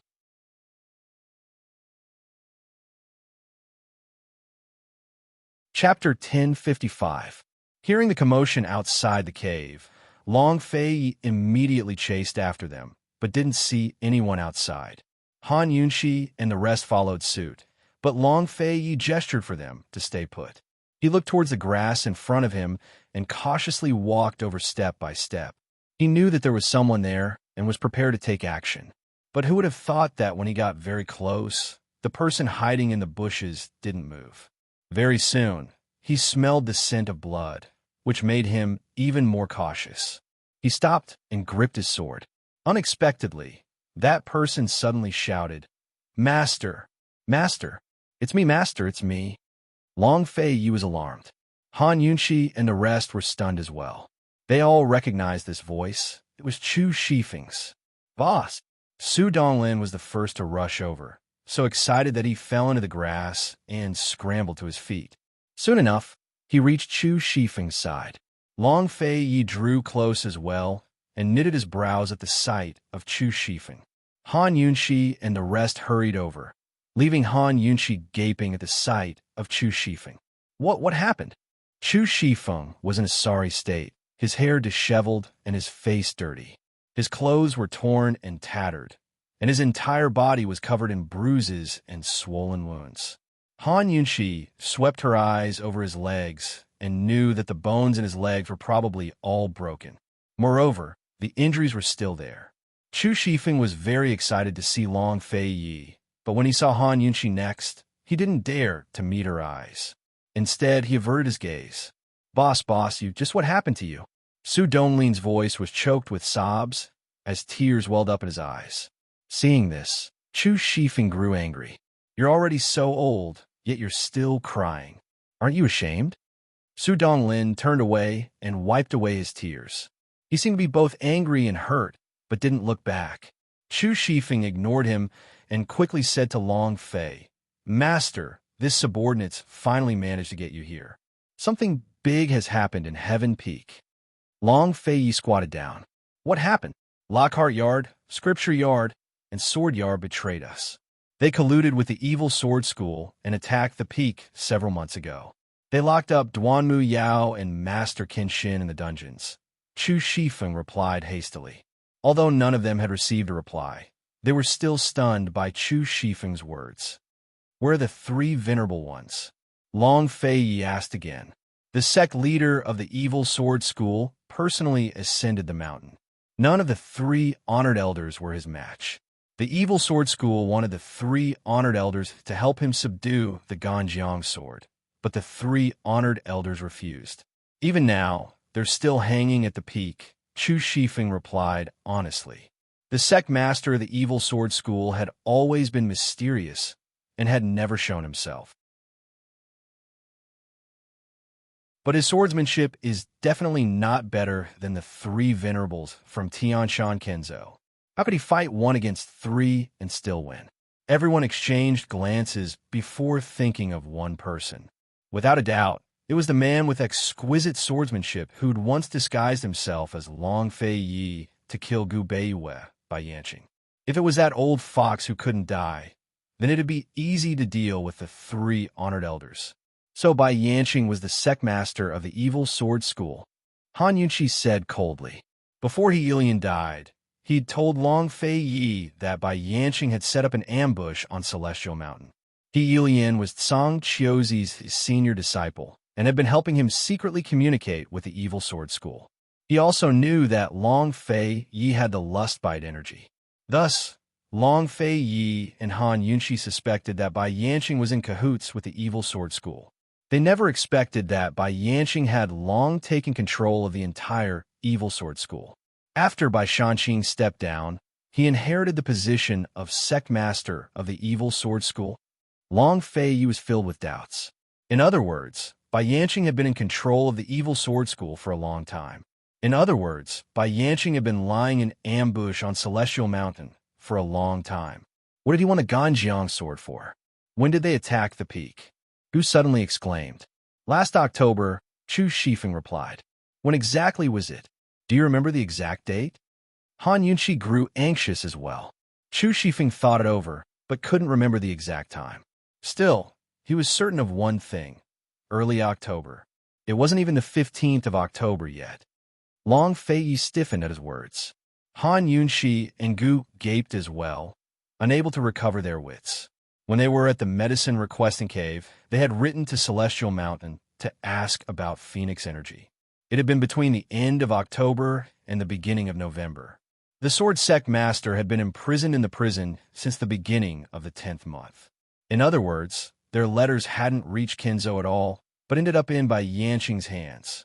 It wasn't Kinzo himself who'd replied, but Bai Yanqing who'd imitated Kinzo's handwriting. This is bad. Gu looked at Long Fei Yi. Poison Lass has been exposed. It wasn't just about Phoenix energy, but Bai Yanqing had found out about their dual cultivation as well. Long Fei Yi looked at Han Yunqi, while Han Yunqi stared at Long Fei Yi with lingering fear. The worst thing is all of our secret letters have been exposed, Han Yunqi muttered. By now, Han Yunqi's exposure wasn't so important anymore. More importantly, what was the deal with Phoenix energy? Could Han Yunqi continue her dual cultivation with Long Fei Yi now that she had Phoenix energy? Was it because of the power of the Phoenix that their dual cultivation failed? Back at the Medicine Requesting Cave, the fake letter had said they could continue their dual cultivation, but they'd failed in the end. Bai Yanqing had clearly tricked them. What kind of good intentions did Bai Yanqing have? Currently, Long Fei had two sources of internal energy in his body, both of which were at the highest level. Meanwhile, Han Yunshi had the mysterious phoenix energy within her body. No matter which one it was, a single mishap could lead to the destruction of a person. If they hadn't decided to delay the northern expedition, they might still be in the dark about Bai Yanqing's plans. Or perhaps he'd have sent even more secret letters to Celestial Mountain. Long Fei Ye's secret letters to Celestial Mountain might have been guarded by specialized personnel, but no matter how tight the defenses were, it couldn't prevent the entire mountain from falling into enemy hands. When Han Yunshi mentioned the secret letters, Chu Shifeng quickly took out a letter from his robes, only to see that it had long been soaked in blood. Master, this subordinate has intercepted the letter. Long Fei Yi pulled the letter out of the blood-stained envelope and immediately recognized it as the last letter he'd sent to Celestial Mountain. It only told Qin Shin's master that they were going up the mountain. Since Chu Shifeng had intercepted the letter, did that mean Bai Yanqing and the rest of the Evil Sword School students didn't know they were going up the mountain? Chu Shifeng was sprawled on the ground, propping himself up to answer Long Fei Ye's questions. Abruptly, his hands gave out and he collapsed to the ground. Han Yunshi finally noticed that Chu Shifeng's hands seemed to be badly injured as well. Long Fei Yi personally helped him sit up and said coldly, "Su Donglin, what are you spacing out for?" Su Donglin hastily turned around and sat next to Chu Shifeng, afraid that he'd have to support him. Long Fei coldly examined Chu Shifeng, his handsome brows knitting again. "How did you get down the mountain?" He had crippled Chu Shifeng's martial arts and killed the chicken as an example to the monkeys. Although he'd lost his position as head of the Shadow Guard, he hadn't suffered any more hardships on the mountain. Long Fei Ye's Shadow Guard had mostly been selected from Celestial Mountain's disciples. Some of them hadn't been selected from the ranks, but were sent here for training as well. There was a secret training ground for the Shadow Guard at the peak of Celestial Mountain that was directly subordinate to the head of the Shadow Guard. Long Fei didn't have time to manage it personally. Chu Shifeng was the head of the Shadow Guard's training ground. He usually treated his subordinates well, so they wouldn't hit him while he was down. Moreover, once Su Donglin was crippled, Su Donglin took over as head of the Shadow Guard. With Su Donglin's protection, who would dare to do anything to Chu Shifeng? In other words, Chu Shifeng had been sent back to Celestial Mountain because Long Fei Yi had shown him mercy. Otherwise, he'd be killed as an example to the monkeys. Even if he didn't die, he'd suffer a fate worse than death. Long Fei Yi's question reminded Han Yunshi of something. Chu Shifeng had been living at the peak of Celestial Mountain all this time. His martial arts had been crippled. So was the Shadow Guard who'd sent him up. How had he managed to escape the mountain? After all, the peak of Reserve Mountain was different from other peaks. It was both difficult to climb and descend, so Han Yunshi had a deep impression of it after walking past it once. If not for his lightness skills, it would have been impossible to leave Celestial Mountain, much less escape Evil Sword School's watchful eyes. That's right. How did Chu Shifeng get off the mountain if he didn't know martial arts? If the Shadow Guard had brought him down the mountain, he would have sent them a letter long ago instead of waiting for them to find this place. Chu Shifeng's ashen face was calm as he replied, "Master, this subordinate hid at the peak of Celestial Mountain for a long time. By the time the entire mountain was covered in snow, this subordinate rolled all the way down. This subordinate saw a flying eagle on the way down and stole the letter." Flying eagles to Celestial Mountain were different from returning letters, so he hadn't been able to send a letter back to his master. If not for the eagle filling his stomach and all the wild grass and plants in the spring, he would have starved to death long ago. His legs were crippled and his hands couldn't move. It was easier said than done to survive. Suddenly, everyone fell silent. Only the sound of Su Donglin sniffing could be heard. Ice and snow sealed off the path, freezing it to 3 feet deep. There was no way up Celestial Mountain in winter, but there was a way down. That was the road on the west side of the mountain. It was a very steep path that made it impossible to climb up or down without ice and snow. Once it was sealed off, it was possible to slide down and roll down. But no one had ever done this before. Everyone knew that it was a 9 out of 10 chance of dying. No wonder Chu Shifeng was covered in injuries. Both his legs were crippled and his hands were broken. No wonder Su Donglin hadn't been discovered by the evil sword school. Han Yunshi couldn't help but look towards the distant peak. She couldn't imagine what Su Donglin had experienced rolling down the mountain, or how many times he'd walked on the brink of death. In the silence, Chu Shifeng glanced at Han Yunshi before lowering his head. Master, this subordinate begs Master to record this subordinate's meritorious service. Let this subordinate make up for my mistakes. Before Long Fei Yi could speak, Han Yunshi said, Mingxiang, what are you spacing out for? Give me the medicine bag. Bailey Mingxiang recovered her wits and quickly fetched the bag from her horse. Gu Beiwei had given it to her before they left. Long Fei Yi, give me a hand. Flip him over, so he's flat on his back. Han Yunshi added. Chu Shifeng was terrified. He'd served his master for so many years, but when had he ever let him do anything? He was at a loss for what to do when Long Fei Yi grabbed his arm.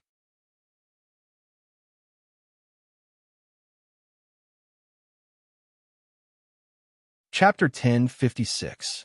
Long Fei Yi tugged at Chu Shifeng's arm, causing him to stiffen all over. Relax, Han Yunshi said. Chu Shifeng couldn't relax no matter what. Long Fei Yi seemed to sense his nervousness as well, and stood up cold. Su Donglin, go give him a hand. Su Donglin's eyes were red and swollen. He obeyed Boss Chu's orders and didn't cry, but tears still welled up in his eyes. Besides disrespecting the princess on his own accord, Boss Chu had always been someone he admired and respected. In fact, he long treated him as his own big brother. He had been secretly rejoicing, thinking that he'd be able to see Boss Chu once they reached the peak of Celestial Mountain. He'd even been thinking of ways to persuade Boss Chu to give in to the princess and beg for her forgiveness. As long as the princess forgave him, His Highness wouldn't say a word. In the future, Boss Chu would still be a member of the Shadow Clan. Although Boss Chu didn't know martial arts, he had followed His Highness freely and knew more than anyone else in the Shadow Guard. Boss Chu could lead them all the same. But who knew he'd be injured to this extent? Han Yunshi examined him carefully and quickly concluded, both legs are crippled. Both calves suffered comminuted fractures. Too much time has passed, so we'll have to ask Gu Beiwei if they can be cured. Chu Shifeng lay on his back, too afraid to open his eyes. He didn't even dare to think about it, but he couldn't help but wonder if the princess had forgiven him. He always knew he was in the wrong. Acting on his own was a mistake and a taboo as a Shadow Guard. But he never regretted it, because he couldn't forget the hatred of his ancestors. Until Su Donglin wrote a letter to Celestial Mountain and told him the truth about the Great Qin Empire's internal strife. Only then did he realize that all the hatred was a misunderstanding and that the princess was innocent. He was willing to accept His Highness's exceptions for her. Only then did he realize he'd made a mistake beyond redemption. After finding out the truth, he stopped writing to Su Donglin. He hesitated for a long time and wanted to go down the mountain to find the princess several times. He knew better than anyone else that as long as the princess agreed, His Highness would agree to anything. But he didn't. He lived day after day on the top of Mount Tianshan. Not for anything else, but because he thought he was already a cripple. How could a Shadow Guard without his martial arts be called a Shadow Guard? He even had to be carried down the mountain. It wasn't until the head of the Tianshan Kenzo top 3 schools and their disciples betrayed them, and the evil sword school attacked the top of Tianshan Mountain, that he realized that he should do something for Her Highness. The top 3 schools had first taken control of the Shadow Guard training base before luring the people from the evil sword school to the top of the mountain. He wasn't at the training base at that time, so he managed to escape. No one paid attention to a cripple like him, which was why he could hide for so long. When the snow and ice blocked the road, they would slide down from the west side.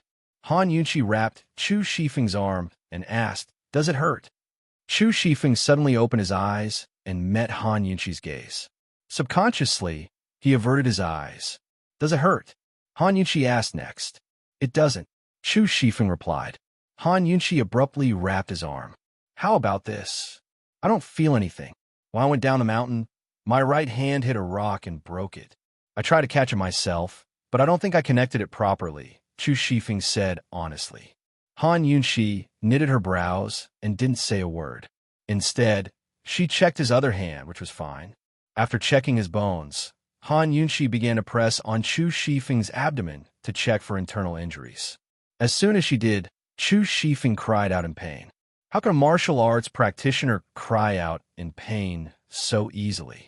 Unless the pain was really unbearable. Han Yunxi furrowed her brows while Su Donglin's eyes grew redder and redder. Long Fei Yi watched from the sidelines, his expression growing colder and colder. By Yanqing, Evil Sword School, and the rebels from the 3 great colleges, he wouldn't let a single one of them off. Han Yunxi couldn't take it anymore by the end of her examination. She couldn't imagine how Chu Shifeng had endured so much pain and starve his readers until now. Not daring to delay any longer, she said, Long Fei, he needs liquid hot food. Also, arrange for a carriage to send him to Gu Beiyue's place as soon as possible. Otherwise, I don't know if he'll be able to keep his life. Chu Shifeng looked spirited, but his internal injuries were very serious. Han Yunxi didn't know much about internal medicine, so the only thing she could do was ensure Chu Shifeng's safety and receive professional treatment as soon as possible. Boss, Su Donglin, who hadn't dared to speak this entire time, finally couldn't take it anymore as tears streamed down his face. Seeing this, Chu Shifeng immediately scolded, "Stinkin' brat, how much should I tell you dash?" Before he could finish, Long Fei Yi cut him off.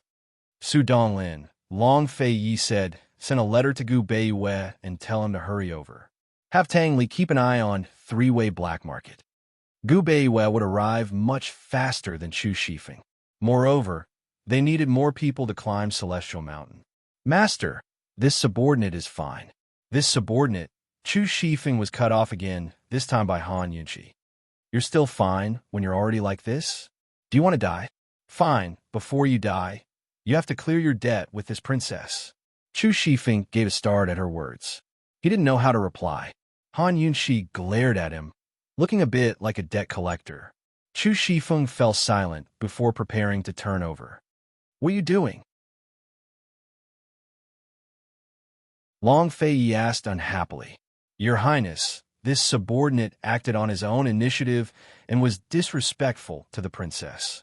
This subordinate will apologize to the princess, Chu Shifeng said with his head bowed. Han Yunxi felt her heart ache at the sight. How could there be right and wrong in anything? Now that she looked into it, what had Chu Shifeng done wrong? Who didn't remember the grudges of their ancestors? Who could be so submissive to their enemy? Lie down properly. Han Yunxi was fierce. She took out a pill from her medical pouch and said coldly, Here, this is poison. Once you take it, you'll have to endure the pain of 10,000 ants gnawing at you for 2 hours. If you eat it now, I'll forgive you. From now on, we'll both forget about that incident. You can still be His Highness's servant like before and listen to my orders from time to time. How about it? Besides Chu Shifeng, everyone present could tell what the pill was. Su Donglin was so moved that he stopped crying and looked anxiously at Chu Shifeng, afraid that he'd refuse. Bailey Mingxiang was nervous as well. Chu Shifeng stared at the pill and didn't move. Long Fei Yi looked over as well. Everyone was waiting. As for Gu, he didn't have a good impression of Chu Shifeng at all. Back when he'd wanted to visit Poison Lass at the Duke of Qin's estate and give her some gifts, it had always been that damned brat Chu Shifeng and his shadow guard chasing after him. If not for the fact that Chu Shifeng had done meritorious service as a snitch, Gu would have killed him long ago. By now, Gu had already returned to the cave. Outside, Chu Shifeng had been thinking for a long time without making a move. It had to be said that Han Yunxi was a little disappointed by his lack of consideration. But Chu Shifeng only looked timidly at Long Fei Yi and asked in a low voice, Will Your Highness forgive me too? Han Yunxi couldn't help but laugh at his words. In the past, she felt that Chu Shifeng had turned into an old man after that incident. He was no longer the same person she knew. Still, Han Yunxi knew that he hadn't changed at all after hearing his question. Han Yunxi took the initiative to answer for Long Fei Yi.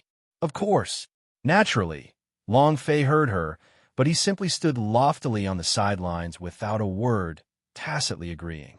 All right, I'll take it. Chu Shifeng was very decisive. He stuffed the pill in his mouth and chewed a few times before forcing it down. Everyone looked at him without saying a word. Chu Shifeng didn't speak either, but lay back down and exhaled in relief as he stared at the skies. Actually, he was terrified that he'd die a mysterious death before leaving Celestial Mountain.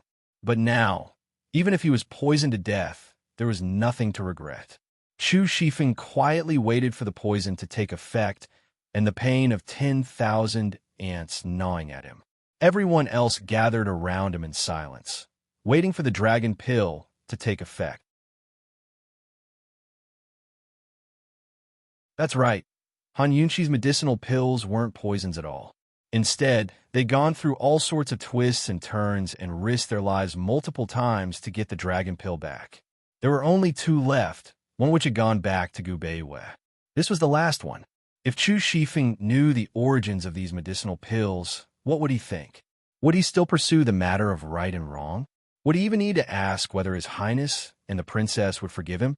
Gradually, a warm current flowed from his dantian like a ball of true qi rising from his dantian and spreading throughout his body. As the energy coursed through his body, Chu Shifeng felt as if his cold, wounded body was being protected. He felt like he was being reborn. Now he was stunned. What's going on? He looked at Han Yunxi in confusion, but Han Yunxi had already risen to her feet. This isn't poison, but the dragon pill. Chu Shifeng, remember this, you'll always owe me a debt. In the future, serve me well. As Han Yunxi spoke, she headed back into the cave. She had to find a way to cook some hot food. Even if she had to wait for Gu Beiwei, she had to take care of Chu Shifeng's body as much as possible. Long Fei followed her inside, leaving Su Donglin and Chu Shifeng outside. Once the 2 masters were gone, Su Donglin couldn't help but throw himself into Chu Shifeng's arms and sob. Boss Chu, you scared me to death. Sob sob. You can finally come back. Chu Shifeng stared blankly at the skies. Get the dragon pill back. Did I hear wrong? Boss Chu, His Highness, and the rest almost lost their lives for the sake of getting the dragon pill back. The princess treats you very well. Don't fuss over the past, all right? Su Donglin was always like a child in front of Chu Shifeng. Very soon, Long Fei Ye's orders reached their ears. Why aren't you bringing them in yet? They were at the foot of Celestial Mountain. Although it was hidden, they couldn't afford to be careless. Since Bai Yanqing didn't know they were coming, they had to come up with a plan to kill them all and rescue Kenshin and the 3 honored elders, so they could take back Celestial Mountain.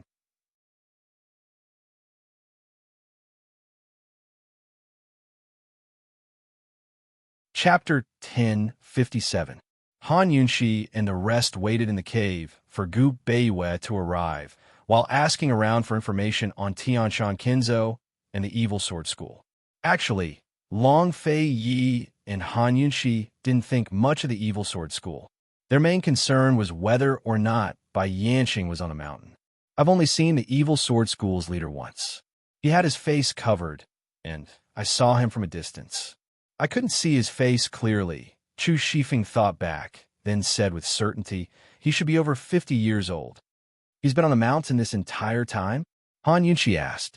Chu Shifeng couldn't be sure. I haven't seen him since they attacked the peak. Long Fei glanced at Gu and said cold, you keep watch tonight. I'll go scout the way first. Chu Shifeng had limited information, so it was better to go up the mountain himself instead of making wild guesses here. You keep watch, I'll go. He'd already told Long Fei he was supposed to be a guard, but Gu Qixiao had never listened to him properly. You've been up Celestial Mountain before? Long Fei asked unhappily. Gu had no retort, but reluctantly replied, go ahead, I'll keep watch. Actually, Gu wasn't as smart as Han Yunxi, because Han Yunxi wanted to go as well, but she didn't say a word. Late at night, Long Fei left. Han Yunxi tried to sneak after him. Gu quickly stopped her. Poison, lass, it's dangerous. Han Yunxi looked back and gave him a pitiful, pleading look. Gu's heart immediately melted. Poison, lass, hurry and chase after him. Otherwise, it'll be even more dangerous if you can't catch up. In this way, Han Yunxi quickly caught up with Long Fei. Since she was already here, how could Long Fei Yi chase her away? Moreover, Han Yunshi was no longer a burden, but a capable assistant. There were a total of 5 mountains in the Tian Shan mountain range. From the south to the north, it was like a staircase. One mountain was next to another, and each was higher than the last. The 5th mountain in the north was the Tian Shan mountain, and its peak was the peak of the Tian Shan mountain. Because of the terrain, there was only one way to reach the top of Sky Mountain. This road ran from south to north through the entire Tian Shan mountain range. In short, to reach the top of Tian Shan mountain, one had to climb Mount Wuchong. The cave that Han Yunshi and the others were hiding in was on the shady side of the first mountain. At this moment, they had taken a detour to the front of the mountain. The only way to find out about the situation on the mountain was up there. Just like the first time they came here, Long Fei Yi hugged Han Yunshi's waist tightly and protected her in his arms. Perhaps Long Fei Yi was too familiar with this place, so he easily reached the first mountain with Han Yunshi under his protection. No one noticed them. However, along the way, he sensed that there were ambushes around them. Han Yunshi was puzzled.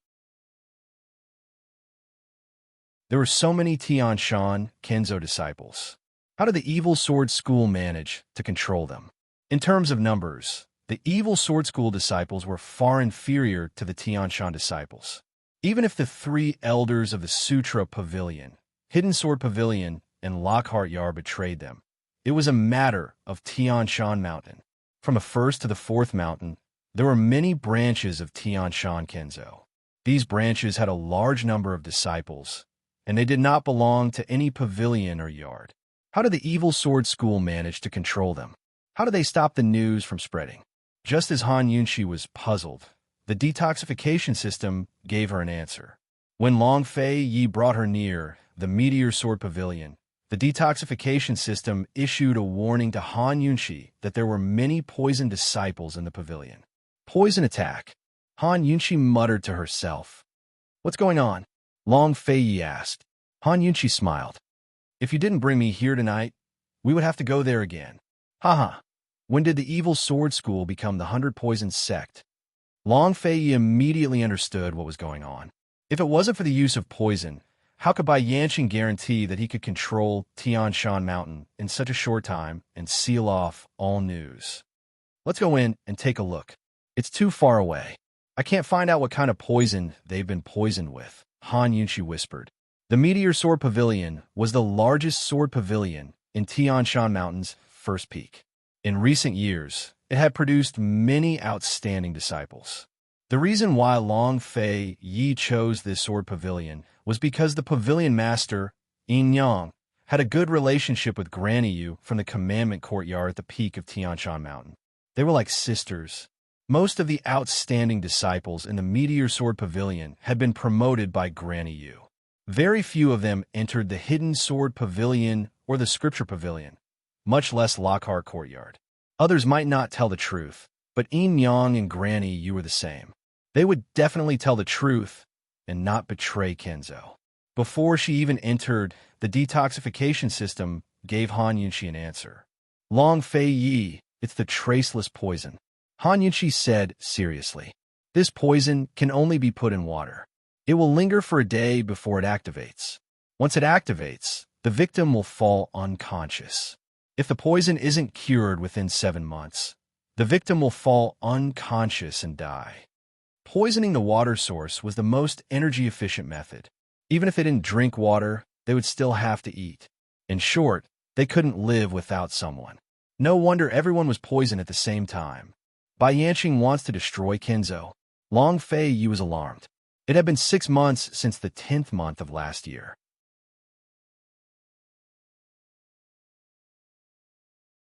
In other words, if they had arrived a month later, all of the branches beneath Celestial Mountain would have been destroyed. No wonder the 2 depositories and 1 courtyard at the peak were working with the Evil Sword School. Back when Tsang Xiuzi was still the head of Lockhart Courtyard, the Scripture and Sword Pavilions had long conspired with him to form their own factions. Bai Yanqing's actions were exactly what they wanted. When Tsang Xiuzi and Duanmu Yao had colluded, Long Fei Yi had severely injured him and locked him up in the dungeons. No one had ever been convicted, because once Song Chiozi was convicted, Kinzo would have to investigate Han Yunxi's identity as a descendant of the poison sect. For the sake of protecting Han Yunxi, he'd had to endure Medical City's pressure to delay the trial. Back then, Kinzo had released news that the trial would be delayed until Long Fei Yi inherited the position of sect head. Only then would Song Chiozi, Duanmu Yao, and the rest be tried. Unfortunately, Long Fei Yi had left the mountain and delayed the trial until now. But after Song Chiozi was imprisoned, Kinzo hadn't promoted anyone from Lockhart Courtyard to the position of head. Instead, he let Song Chiozi's disciples fight amongst themselves. Now, it looked like there was no internal strife in Lockhart Courtyard. Long Fei Yi and Han Yunxi had always assumed that Bai Yanqing would hide in the poison sect or northernly. They never expected Bai Yanqing to target Celestial Mountain instead. But they didn't understand why Bai Yanqing wanted the martial arts circles. Had he forced the 3 honored elders to subdue Ganjiang for the sake of evil sword school, or had other motives? Long Fei Yi and Han Yunxi grew more and more puzzled. They snuck into Meteor Sword Depository and soon discovered that there were only 3 or 4 evil sword school disciples standing guard inside. Inside the Great Hall, more than 30 disciples were lying unconscious on the ground. Such weak defenses made it easy for Han Yunxi and Long Fei Yi to sneak inside. For the sake of not alerting the enemy too early, they didn't kill any of the guards. The 2 of them landed on one of the beams of the Great Hall and looked down at the floor full of unconscious people. Is Bai Yanqing so sure that we won't go to Celestial Mountain? Han Yunxi asked doubtfully. He has control of all the secret missives, so it'll be easy for him to guard against us, Long Fei Yi remarked. If Chu Shifeng hadn't stolen the missives, Bai Yanqing would have known they were going to Celestial Mountain half a month ago. Half a month was more than enough time for Bai Yanqing to set up an inescapable net. Thanks to Chu Shifeng's first-class merit, Han Yunxi grinned. She found a good vantage point and activated her detox system to do a thorough inspection. Even though she had already found out that he was poisoned when she was outside the hall, but for the sake of caution, she still kept an eye on him and checked him carefully. Be good and stay here. I'll go find Madame Yin, Long Fei Yi murmured. This time, Han Yunxi was obedient. She just finished her inspection and confirmed that there was only one type of poison in the Great Hall when Long Fei Yi returned. Madame Yin's in the back courtyard. There's someone watching over her, Long Fei Yi murmured back. Let's go take a look first. Han Yunxi's eyes flashed with shrewd light as she came up with a plan. By the time Long Fei Yi led Han Yunxi to Madame Yin, they couldn't get very close, but they could see her lying unconscious on a bamboo bed from a distance. There were 3 guards standing guard outside the door, including one from Lockhart Courtyard. Can you find out what kind of poison she's been poisoned with? Long Fei Yi asked. Han Yunxi immediately gave him an answer. It's a never-ending poison. It's similar to traceless poison.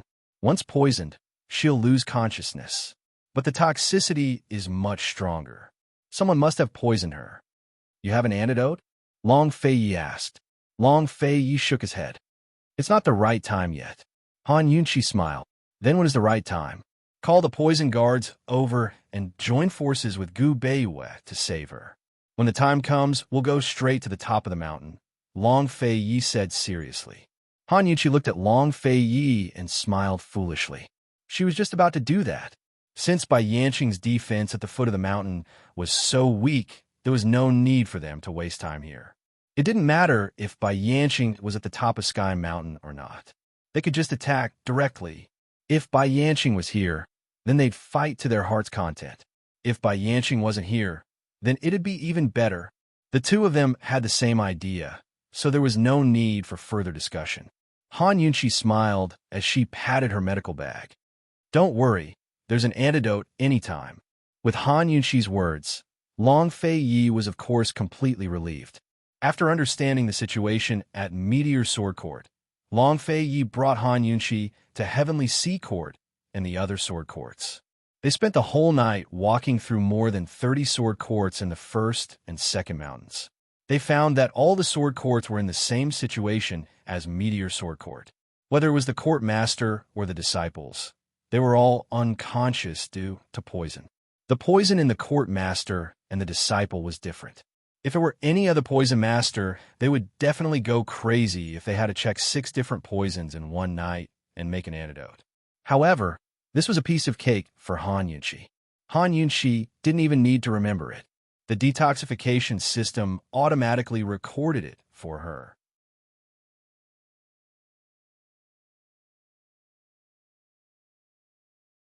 The third and fourth mountains weren't easy to walk through.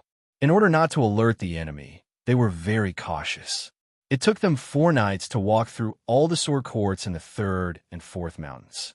As Han Yunshi predicted, the conditions on the third and fourth mountains were the same as the first and second mountains. Just like that, Han Yunshi and Long Fei Yi spent 5 nights exploring half of Celestial Mountain and preparing their antidotes. Next, they waited for Gu Beiyue and the poison guards to arrive.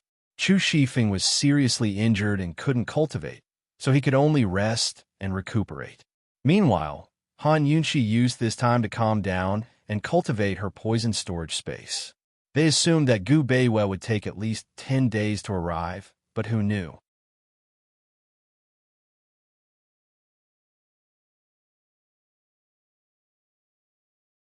Chapter 1058. Gu Beiyue's speed exceeded everyone's expectations. Less than 7 days after the letter was sent, he appeared before Han Yunshi and the rest. His white robes were still spotless, but his hair was disheveled and his face showed signs of fatigue. Even someone as calm as Long Fei Yi was stunned by Gu Beiyue's appearance. "How did you get here?" he asked. Gu Beiyue hadn't ridden a horse, but used lightness techniques to get here. He asked anxiously, "Where's Guard Chu? What's his condition now?" Only now did everyone realize why Gu Beiyue was in such a hurry. He was worried that Chu Shifeng's injuries would worsen. Chu Shifeng was lying on one side, blocked by everyone else. As soon as he heard Gu Beiyue's words, his heart clenched and he turned his head away. Why had he ever hated or resented Gu Beiyue in the past? Han Yunshi and the rest hurried out of the way. As soon as Gu Beiyue saw Chu Shifeng, he strode over and crouched down on one side. Even though Chu Shifeng was staring at the wall, his first words were, "Guard Chu, I understand your situation now. Don't worry, I'll definitely treat you no matter what." Chu Shifeng looked back at him, at a loss for words.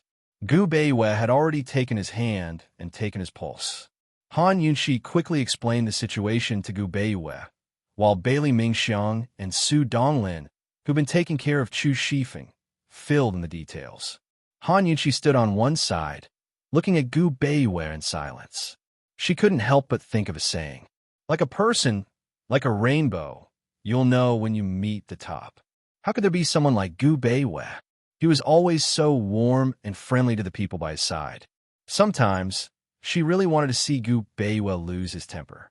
After taking Chu Shifeng's pulse, Gu Beiyue carefully examined him and determined that both his legs were crippled.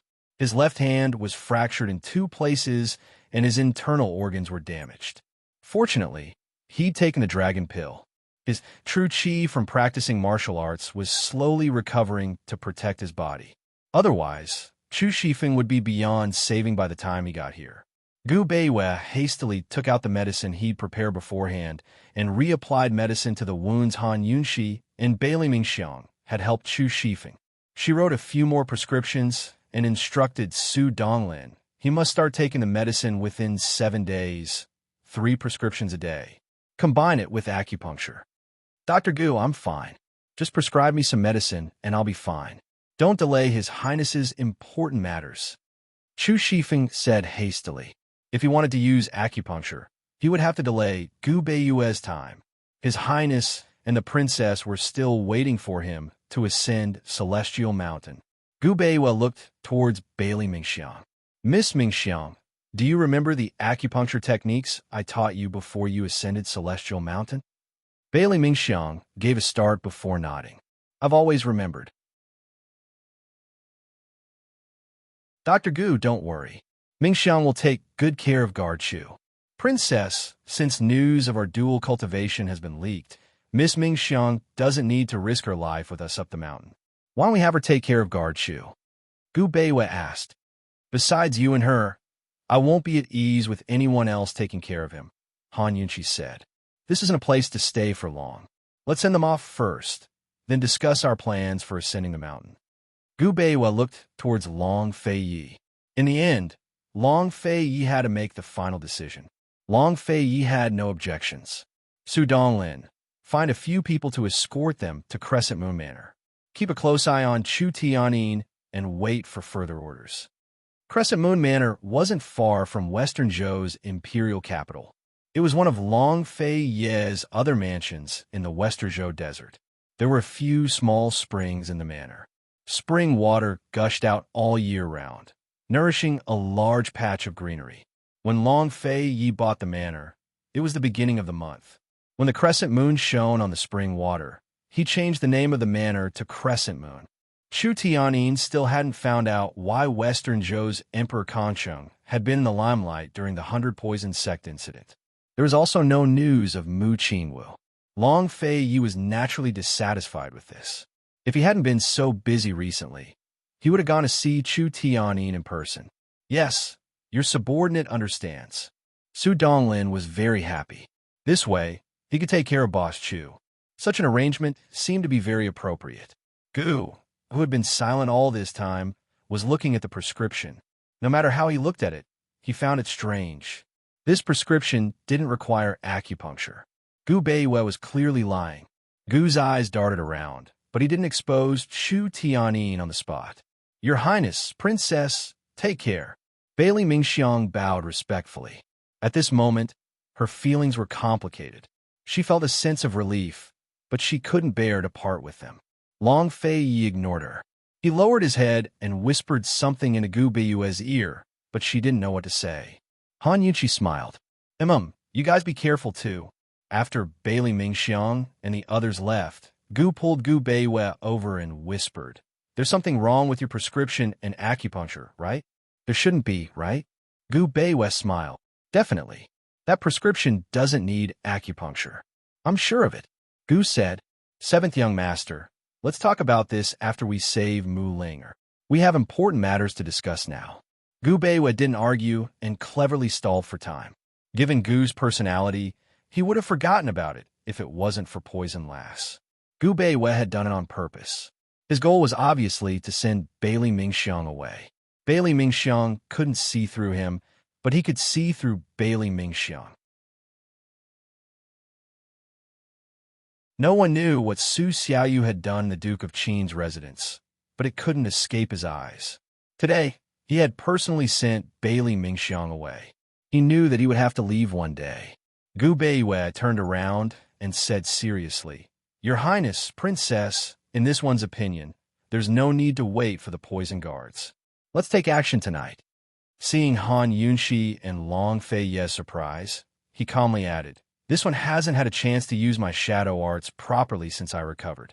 I hope that your Highness and Princess will give this one a chance. If you hand over all the sword garrets on 4th Mountain to this one will definitely not disappoint you. Long Fei Yi liked people who were straightforward the most, and this kind of person was exactly what he lacked. He was in a good mood and said with a smile, If your princess is willing to give you all the antidotes, this crowned prince naturally has no objections. Han Yunqi couldn't help but laugh. It wasn't easy for Long Fei Yi to say the words, Your princess. She readily handed over a large bag of antidotes. There are a total of 55 sword garrets, and each of the garrets is poisoned with a different poison. There are about 30 disciples in each garret, and the poisons are all the same. I made all the antidotes into pills and marked them clearly. Han Yunqi handed over the antidotes and added, Gu Beiwa, you should consider this carefully. It won't be easy to complete all 55 garrets on 4th Mountain. After alerting the enemy, if you aren't fast enough, you will be in big trouble. Princess, please don't worry. After this subordinate completes this task, this subordinate will immediately meet you at the top of Heaven Mountain. Gu Beiwa cupped his fists and bowed. Unlike his usual calmness, his words were especially powerful this time. No matter how Gu looked at it, he felt that Long Fei Yi Poison Lass and Gu Beiyue were very harmonious and had a tacit understanding.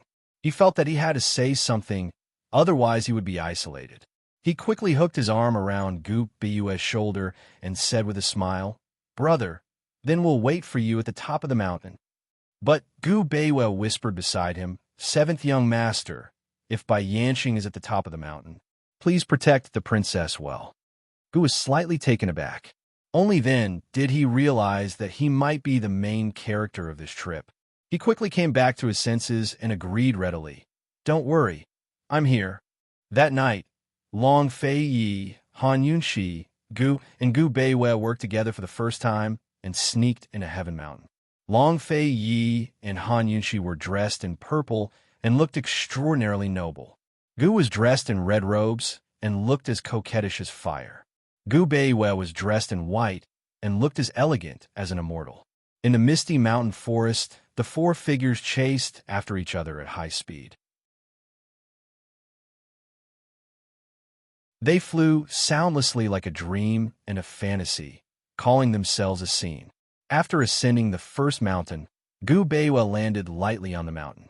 Han Yunxi and the rest turned back to look, but Gu Beiyue waved with a smile, indicating that they didn't need to stay any longer. After Han Yunxi and the other two figures disappeared into the night, Gu Beiyue looked up at the moon, as if trying to determine the time.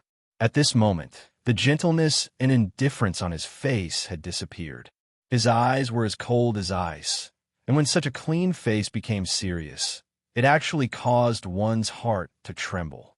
His entire being was so cold that he was like an azura that had no temperature and no emotions. He was so cold that he was extremely sharp. He slowly turned around and looked at Meteor Sword Pavilion. In an instant, he disappeared into thin air. Previously, Han Yunxi and Long Fei, he didn't need to climb to the top of the mountain to scout. They only needed to circle around the mountain forest, so they didn't encounter the guards at the mountain passage. This time, they were heading directly to the top of Heaven Mountain and would naturally encounter the guards. Between the first and second mountains was a bamboo bridge. Between the second and third mountains were stone swords, and between the third and fourth mountains were stone swords. When Han Yunxi went up Heaven Mountain for the first time, she encountered difficulties at the bamboo bridge. Long Fei Yi and the disciples of Sword Pavilion at the foot of the mountain helped her cross the bridge. Han Yunxi had a very deep impression of them. This time, there were no obstructions to ask them to follow the rules of Heaven Mountain, only the guards. They didn't avoid the path they had to pass, but killed them, facing Kinzo's defense. Not to mention Long Fei Yi, even Gu could deal with it. But it was Han Yunxi who'd killed them without a sound or trace. She used poison needles. Just like Long Fei Ye's sword that slit the throat, she could kill with a single needle.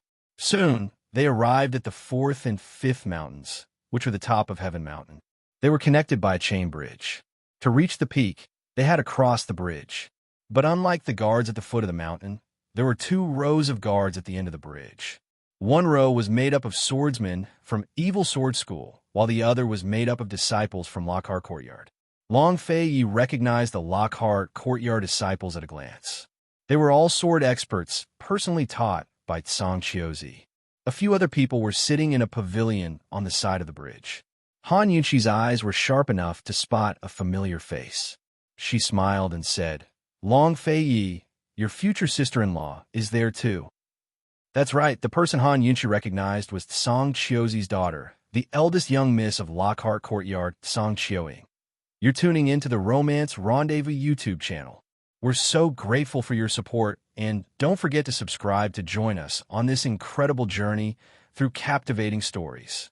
Your generosity through donations truly makes a world of difference, as it's the primary source of revenue that allows me to expand and enhance this channel for you. Thank you from the bottom of my heart for being a part of this adventure.